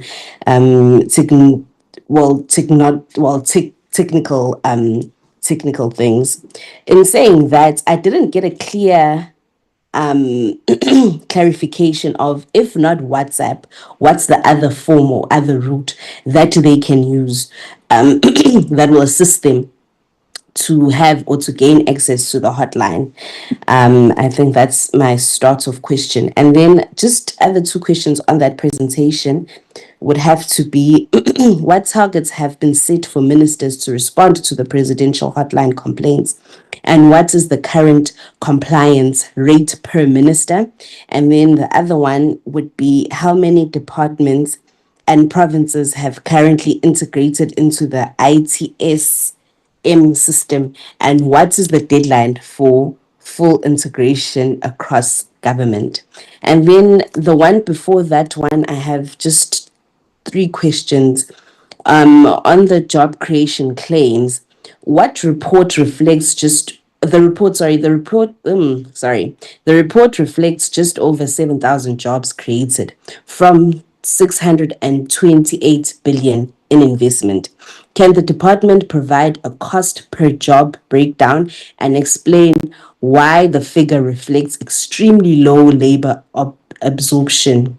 And then the second question was on delayed and stalled projects. There are 34 projects classified as delayed or on hold. What is the full list of these projects, their value, reasons for delay, and the interventions with deadlines to unlock them? And then my last question would be, sorry about that. My last question would be on municipal infrastructure collapse. The report identifies municipal failures in electricity and water infrastructure as a major constraint. Which municipalities are non-compliant? What interventions have been taken? And how many investments have been lost due to these failures? I submit, Slala. Thank you very much, Honorable Zuma. Honorable Appear, are you back? Chair, I think I'm still not in the right position unless if you hear me well now. Yes, we can hear you now. Yeah, thanks very much, Chair, and my apologies for that.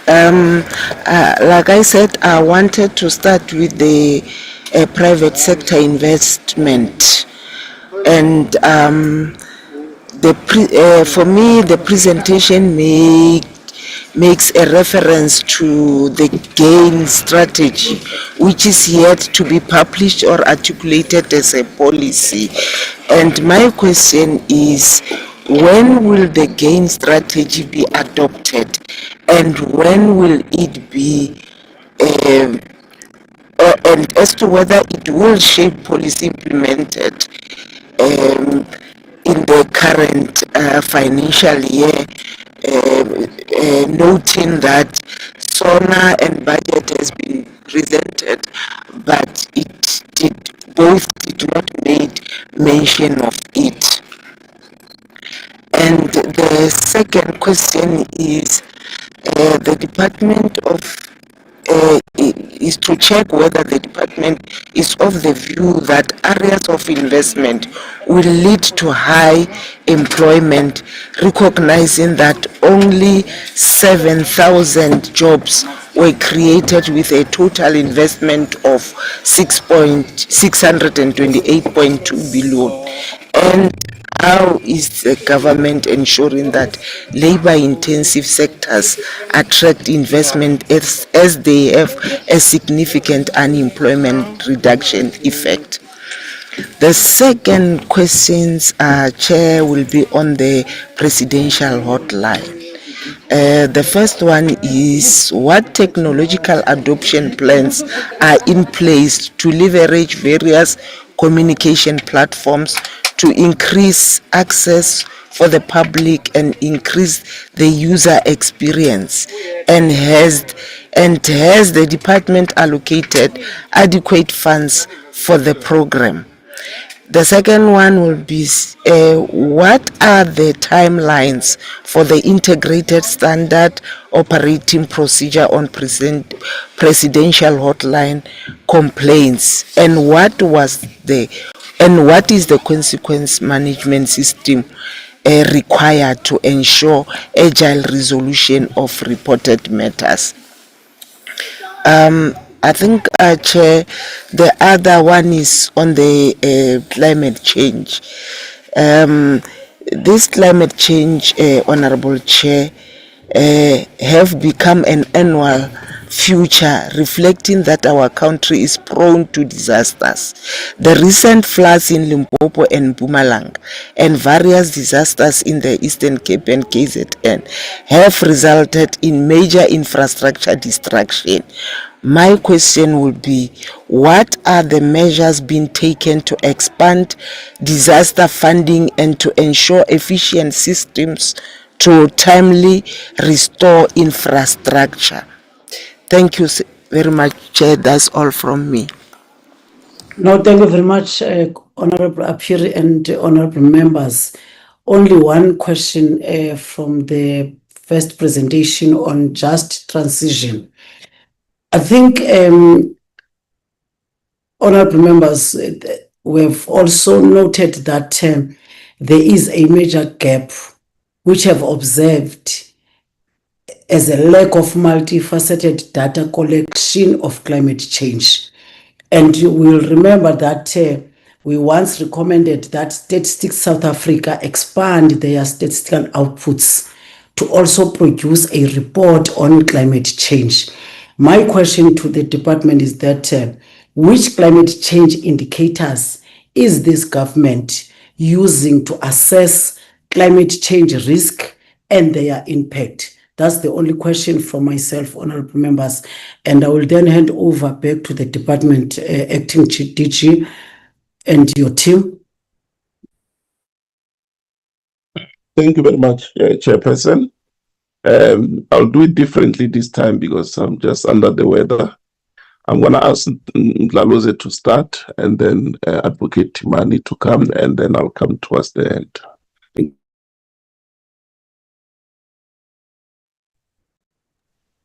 Mr. Ndlalose? Thank you, ADG. Thank you, honorable members, for questions. There are a lot of these questions that have been posed. I will try to be quick in addressing them, whilst at the same time use the programmatic approach to combine some of those that might require combination. Around the investment on the just transition, the cabinet of this country has approved the integrated resource plan.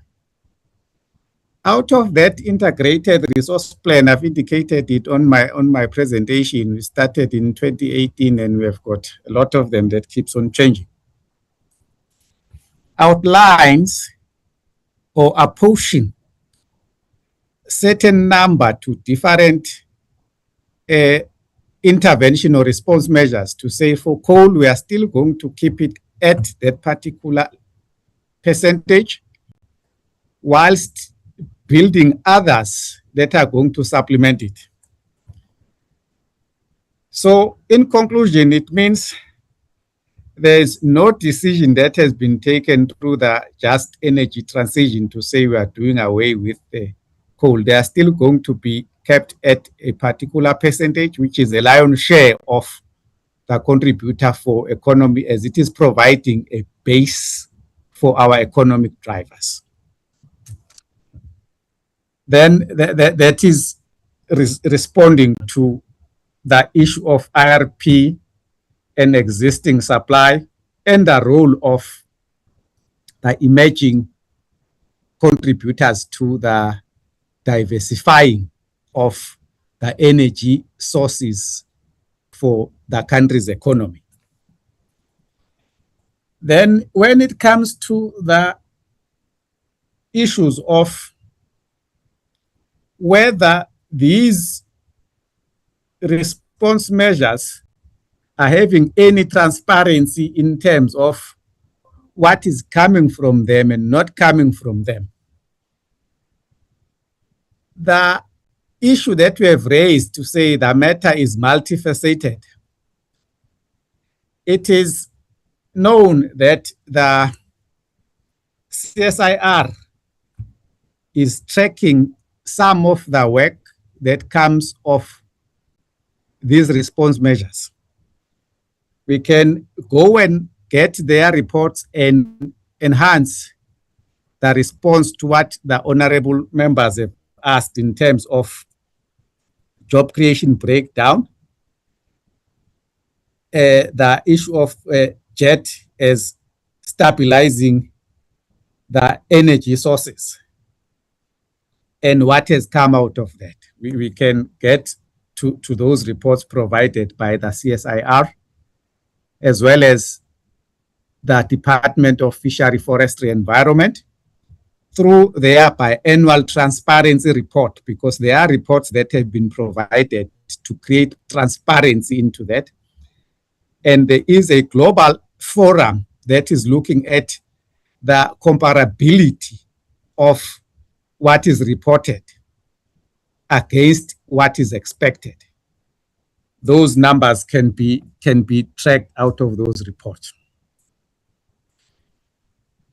The climate change issue has been raised, and I'm starting with what the chair has provided.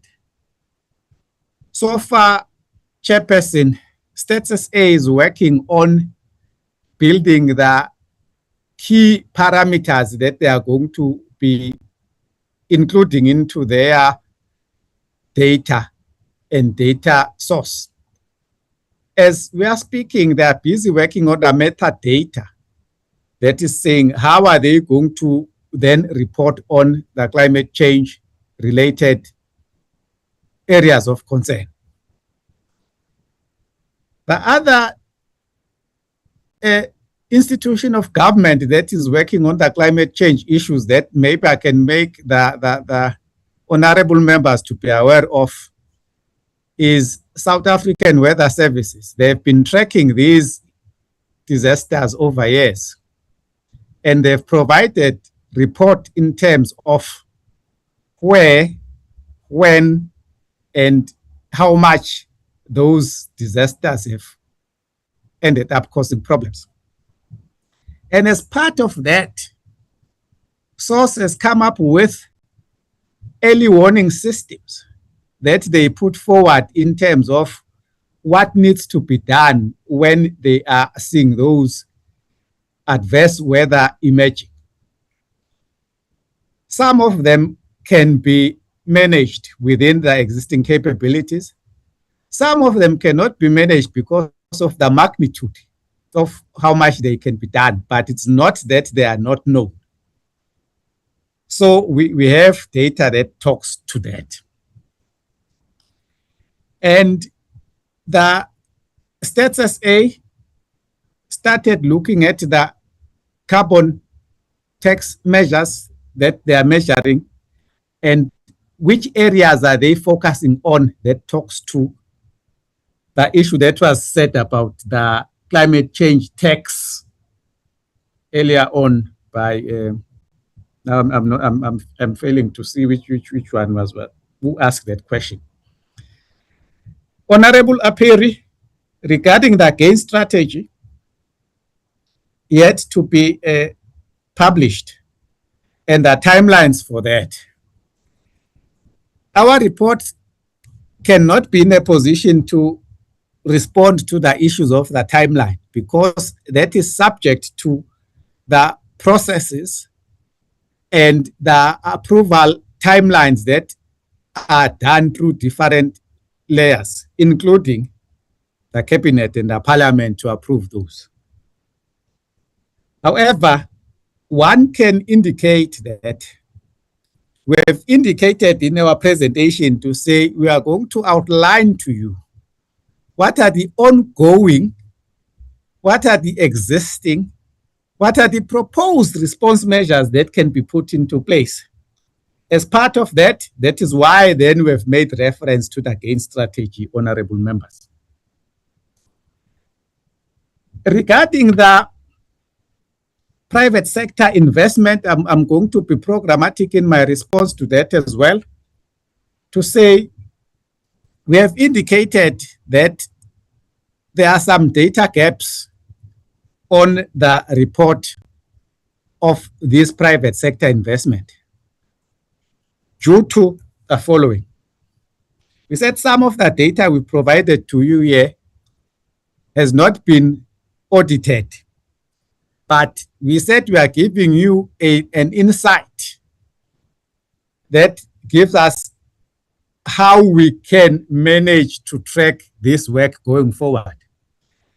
And we hope that that has generated a greater thinking from the side of the honorable members here to say, now, if they are putting their focus into this work, what are the key areas where they can focus on and to strengthen going forward? They've indicated a lot of them. Some of them around the job creation versus the quantum of investment. Why those are delayed. But on our side, further to this, we are going to be able to request that they send some of these questions in writing so that we can respond to them whilst getting detailed information from the responsible departments that are responsible for this. A word of caution to the honorable members. The climate change issues, if you remember, I've indicated sectoral approach to them, where I said energy are these departments, water are these departments. Then coordinating such work becomes extremely complex. That will require us to have a lot of engagement and a lot of guidance from the honorable members when they are engaging with other portfolio committees where some of this work is reported, because some of what we have highlighted here can be reported in detail into another portfolio committees. That can, then we need to start now saying, how are we aligning or interlinking what comes from one portfolio committee, which might be having an insight into another portfolio committee. I'm not sure whether we have got an apex cabinet institution that is pulling all those together. If that is existing, or if not existing, Honorable Chair of this committee, please propose such, because there are a lot of reports that are sitting on different platforms that has not been pulled together into an apex reporting mechanism of the cabinet or of the parliament. Regarding the failures on the municipal infrastructure in the reports,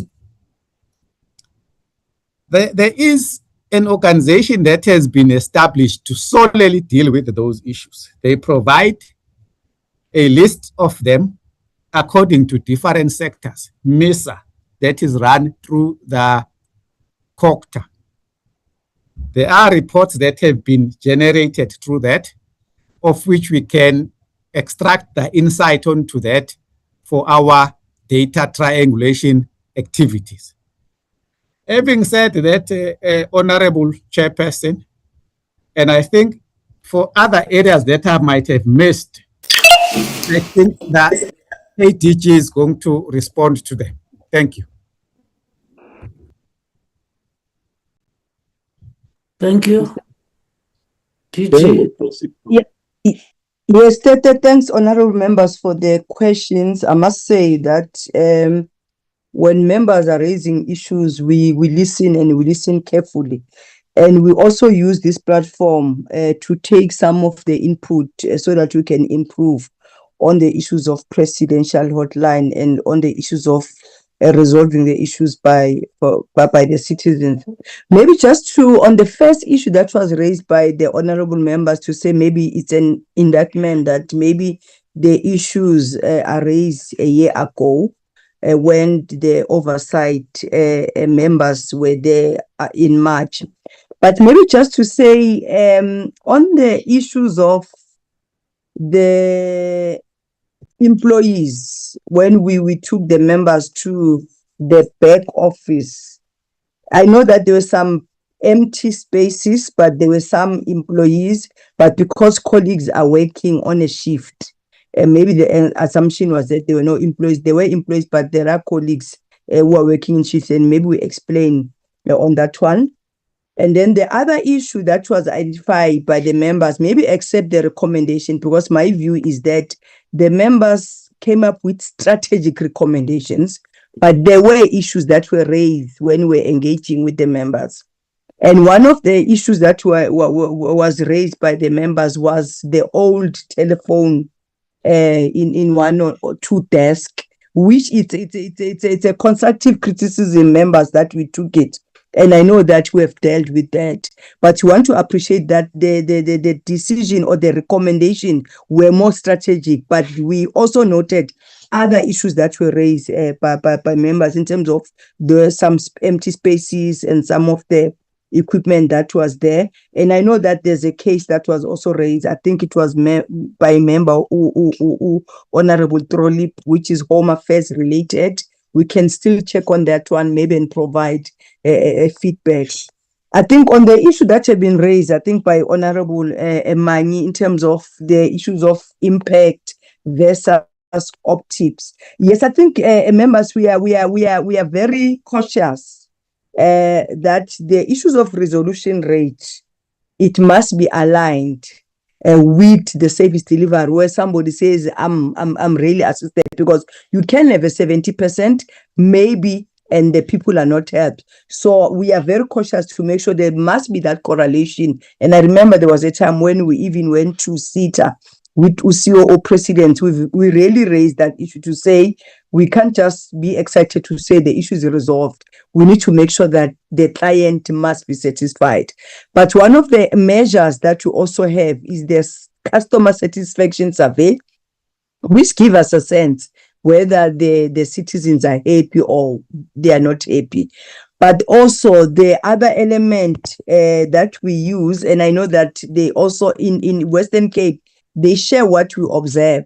If the client called a presidential hotline, for example, in March, and the client maybe it's still not assisted, they also call again. So the calling again, it also tells that the client was not assisted. And that's the way we also gauge. And I know that even at Western Cape, they say they are using that methodology just to make sure that the citizens are being assisted. And then the issues of the offenders, yes, we have the stakeholder management. I think we have outlined. We have the session on issues of resolution rate.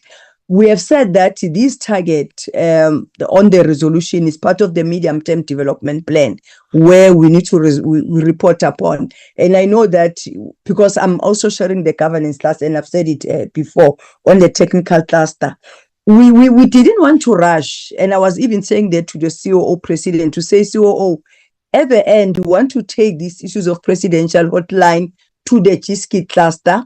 It must go to the DG cluster, then it must go to FOSA, then it must go to the ministerial cluster, then cabinet, so that there must be a name and shame kind of. But I think we have said probably it will be not proper that we'll just take it and say FOSA so-and-so has not resolved. Let's engage with the department and the province. Let's hear what are the issues and let's put them into terms.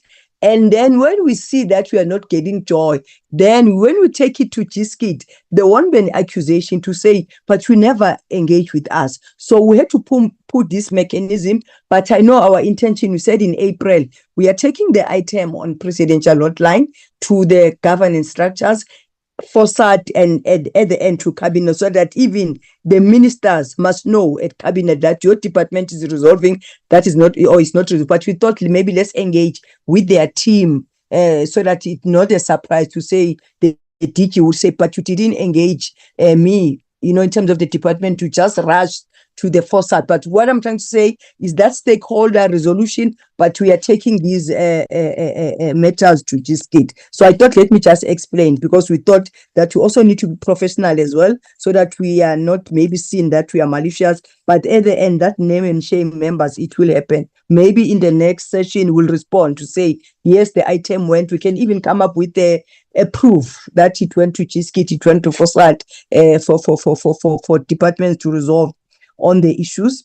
I think it's true, Honorable Member, to say let's look at the cost and the savings, because sometimes government, you might spend a lot of monies but not get the value. The value, the citizen of South Africa must be served, and if somebody has reported an issue, that person must be assisted.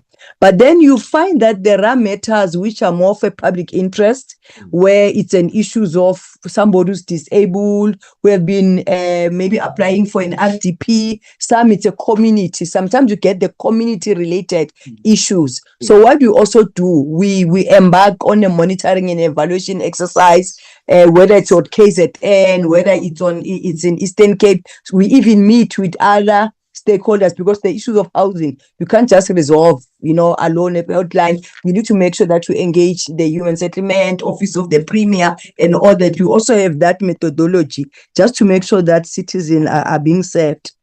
I think the issues of duplication, and I know that the honorable member to say, because there are systems in other spheres why we are having this hotline, but we know that members, if it's like your pipe protector, probably people that they don't just jump and go to chapter 9. They could have gone to Eguruleni to say, maybe I'm not assisted. And then if they're not assisted, they'll go to the next level, like in court as well. So it's a question that presidential hotline is kind of an escalation method, where people are not assisted by their respective municipalities or department, they've got that latitude to come to the presidential hotline. But I know that when we've been engaging with the province, for example, Gauteng, they said, DTT, we hear you that you need to make sure that the issues are being resolved.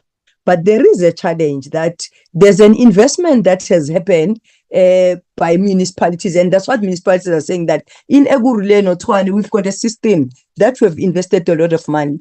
And some people, they just jump. Some of them, they jump, but some, they go through the processes and they're not assisted. But some people, they jump and just go to hotline. So we have created kind of a protocol and a reference number so that we can gauge that this matter indeed it had started in the municipalities, the person was not assisted, then it comes to us. So those are some of the interventions, because we also need to respect that there is an investment that has happened by respective municipalities and provinces, but also if people are not assisted in those platforms, there must be an escalation method, which is a presidential hotline. It is an apex kind of a complaint mechanism to say citizens must be assisted.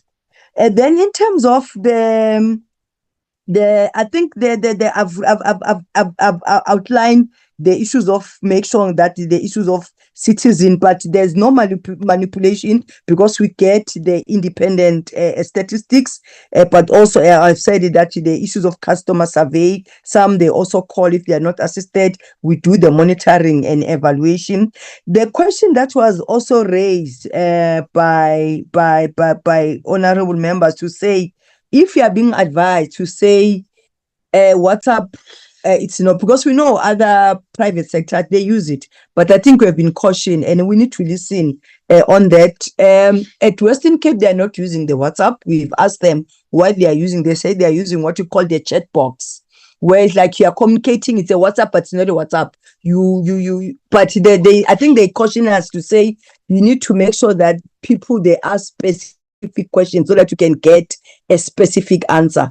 But also I think we want to embark on the issues of Twitter and WhatsApp, because we're not comfortable to say, hey, the issues of supply and demand, maybe you might be creating a lot of demand, and then when people are calling, then you won't be able to answer. Hence we said we need to make sure that we institutionalize, so that when there's a question that comes from Twitter, from Facebook or wherever, we must be a government that respond. And I know that they've said that they've got a dedicated team that deals with other mechanism, the issue. They are using Facebook, they are using chat box, they are using Twitter, but lastly, people still believe in sending the emails. People still prefer the issues of calling.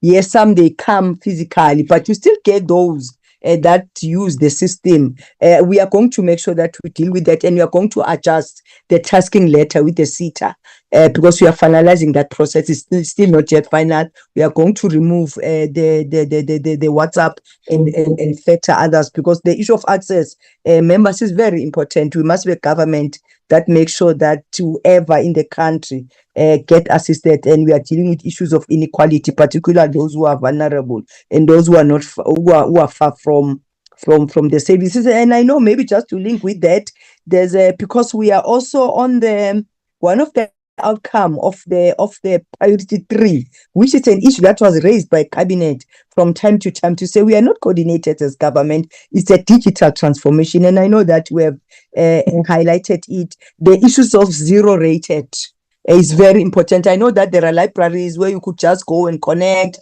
There's your Centec, your Infranco, where it's working with different provinces to make sure there is an access. But the issues of access is very important, that whoever doesn't even have a data must be able to go to the nearest office, library, and all that, must be able to send the information. So we are linking that with the issues of digital transformation.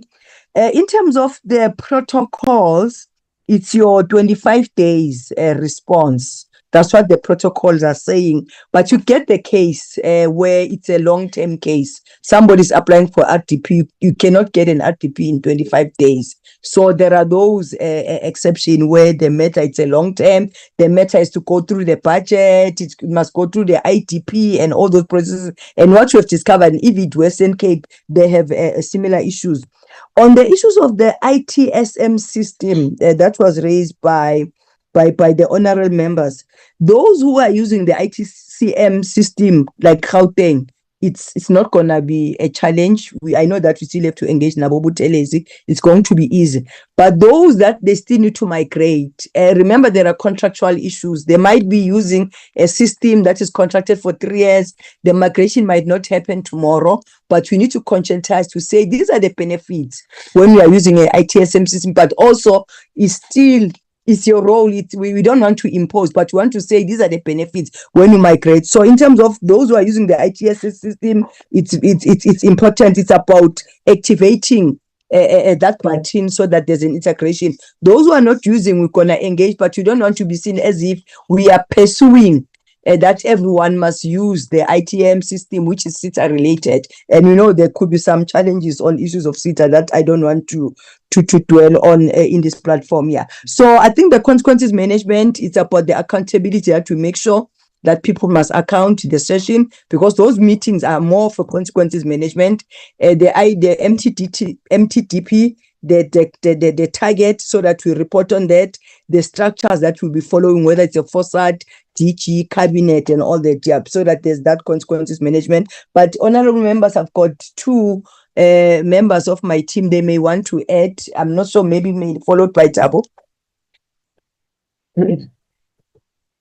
Yes, PDG. Maybe to thanks PDG for covering some of the questions, but I feel very much compelled to respond on some of the pointed questions that honorable members have asked. Let me start with the one that was raised by Honorable Matiwane regarding the case that I think it was Honorable Trollope that picked up when they were at SITA. The case has indeed been locked on the day. Is that of Mr. Tando Yake from George. It had to do with Home Affairs. The complaint just briefly was about the citizen was alleging that she's not being assisted. But when we followed through on the case, Home Affairs discovered that there was information that was withheld by the citizen about the status of their citizenship. So they were asked to provide information, and they have not been forthcoming with that information. So that case, for instance, was covered, but until the citizen cooperates with Home Affairs, it will remain as unresolved. But in terms of us following through on it, we do that. But unfortunately, from a technical point of view, we can't close it because according to the citizen, they have not yet been assisted. But in terms of us following through on that, we did follow through on that. The second issue that I want to pick is what Honorable Mani has raised, which is quite technical. And I think DDG did touch on it, is the definition of a resolution. The cases vary. There are those that are long-term, that we cannot close the case or we say we have resolved it, but the citizen will be kept updated on what is happening on that case. For instance, cases of land redistribution, by their nature, they take long. But what we then do is that we keep the citizen updated that the case is at this stage, if there's information or documentation required. So the citizen is kept, abreast of what is happening. But in cases, for example, if citizens or a community is complaining about electrification, if we know that the IDP say that electrification will happen in 2027, 28, much as it has not been provided that service, we do close that case. At least we have provided a documented response from the municipality. Then in that case, we'll resolve the case. The case will be deemed as resolved. Just coming back to the issue of the percentage of repeat submissions.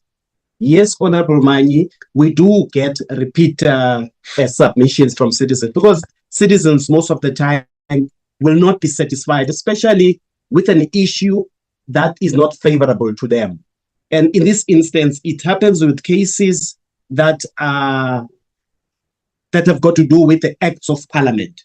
And in that instance, as you would know, Honorable Member, we can't override or turn things over in order to satisfy the citizen. Even in those instances, we do provide with a response, but you see the citizen keeping coming. But in terms of the percentage of that, I don't have the figures now, but we did conduct a study which gives us plus minus, I think it was 30% of the cases of people who come back because they are not pleased. And when we probe through, we find that the majority of those have got to do with things that the hotline can really not overturn. So I just wanted to touch on that, and maybe to come to the, I think DDG did cover that one of technological advancements that we are doing as the hotline, which was asked by Honorable Piri. And then maybe lastly, and to emphasize on what DDG was alluding to.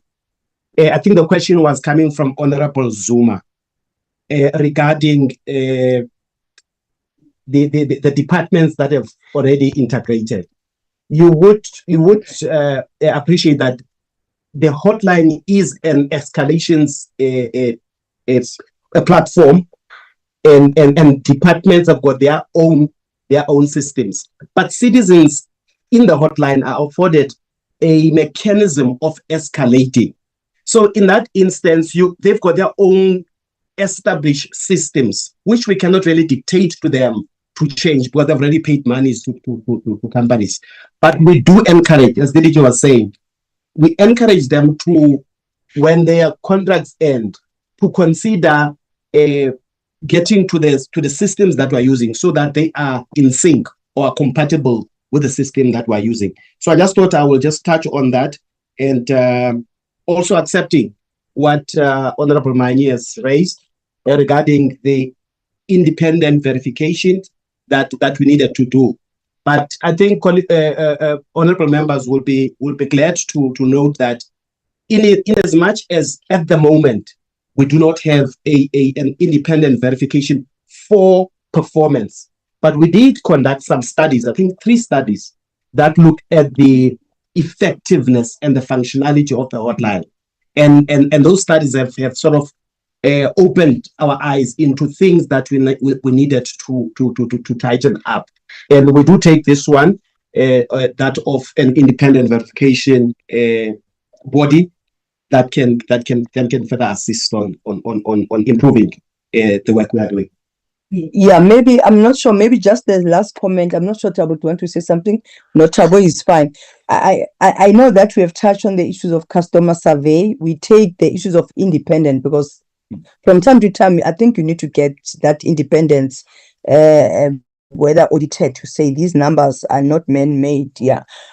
Except the issues of the customer survey where somebody has called, maybe needing information, and then you say, go through the customer survey, somebody say, yes, I'm happy, there's a clarity and all that. But in terms of the CETA protocol, there's a way which is part of the protocol where the clients are actually contacted to say, we have called the presidential hotline 2 months ago, were you assisted? And then the client will say, yes, I'm being assisted or not assisted. So there's that protocol as well in terms of the customer satisfaction after the fact. I thought, let me just explain. But yes, you still find those who say, maybe I'm not assisted. Then they'll come and say, maybe the issue is not resolved and all that. Yeah. So there are different interventions, but the issues of independence, I think we need to look at it so that maybe get somebody, not from CETA, not from presidential hotline, who say we want to verify this information for issues of data integrity. Thanks very much, honorable members. No, thank you very much. I think that is it from our side. But just to indicate that we are seeing improvements in terms of the resolution rates, as the colleagues have already said, because we are very intentional in terms of engaging departments to ensure that there is a resolutions of the cases that are referred to the presidential hotline, because we have to be a responsive government, and we are taking the issue of the independent verification to heart. We will definitely do that because it's quite important that it is not just a mechanical tick box approach, that indeed the users are getting the satisfaction in terms of the issues that we've raised, but also to ensure that there's accountability and consequences management. We're elevating this to the clusters of government as well as the forum of director generals, so that even at that level, there is accountability, including the ministerial clusters as well as cabinet. We will modernize the presidential hotline as recommended by you, honorable members, and that process is indeed proceeding. So thank you very much, Chairperson and honorable members, and also for those inputs that will actually assist us in improving this hotline. Chairperson, I just want to indicate I did come back after after you agreed that I can do something within the time I requested.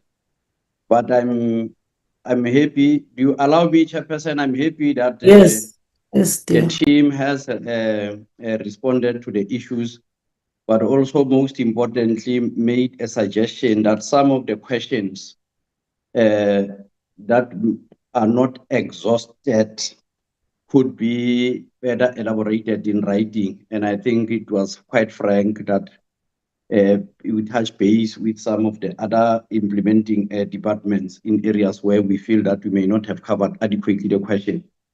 It was indicated. And my last comment is based on what Mr. Honorable Matiwani and Manye raised on the issue of the just transition. And I think we agree that we engage with this matter very cautiously. And it is true that just transition it is or can be an ideological battleground between the North, the rich, and the South. However, as we did, members will bear witness, as we did during our response to COVID-19 and how as a country position ourselves among developing countries and mobilizing developing countries agenda for the fair distribution of vaccines and also even the fight we're putting forward for us to be amongst those countries that produces this vaccine. So we must relate with this with open mind. The world is constantly changing, but we must ensure that even with those, because this is a developmental issue, there are countries who may not necessarily agree with us ideologically, but may agree with us because of our interdependence as countries. So we need to really address these issues clearly. Of course, we say developmental state. We place the state at the center of driving this development so that it's not just merely market forces that influences policy, but our policy is based on addressing inequality, addressing the level of unemployment that we have, and ensuring reversing eliminating poverty in our countries. There's a context, I think, which South African policy should be influenced. So issues of equity, job creation, and benefits to the vulnerable communities will shape South Africa's policy approach on this just transition. So I really want to appreciate some of the comments made, and that we'll continuously engage with the committee on this as we reflect progress on periodic basis. Thanks.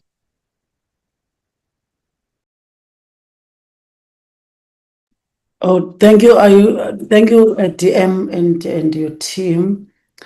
And also thanks to the members with constructive engagements. I think, honorable members, we're about to close our meeting.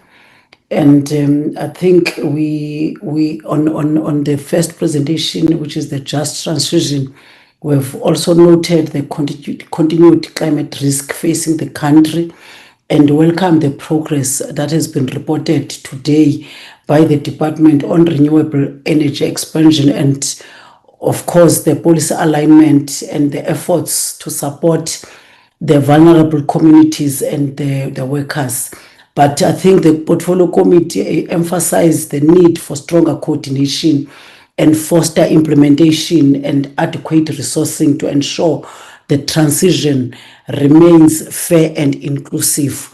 And on the private sector investment, I think we welcome the outcomes as presented by the department, especially in an environment marked by global uncertainty and infrastructure-related constraints. And we're saying, as this portfolio committee, the committee underscores the need to urgent action on the bottlenecks that have been identified today and of which in the presentation. And also we're saying, including the regulatory delays and the municipal infrastructure failures, the transport and logistic constraints, and the slow pace of approvals. And we're saying this continue to dampen the investor confidence and undermine the implementation of the high-value projects.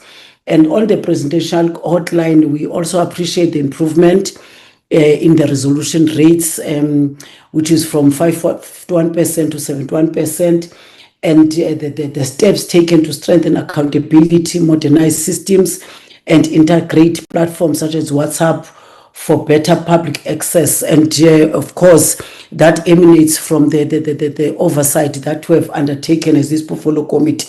We want to say we need more various communication platforms to increase access to public. And you are saying we also encourage, honorable members, the continued monitoring, the training of call center staff, and consistent follow through on departments with low performance.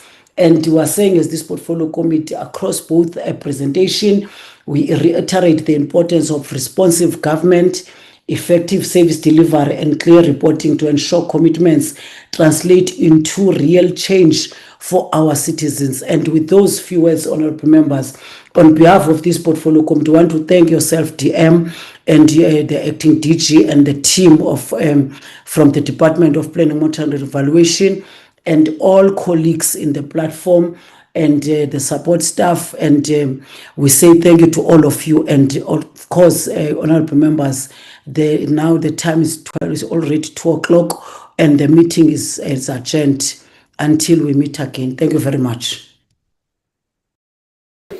Thank you, Chair. Thank you, Chairperson.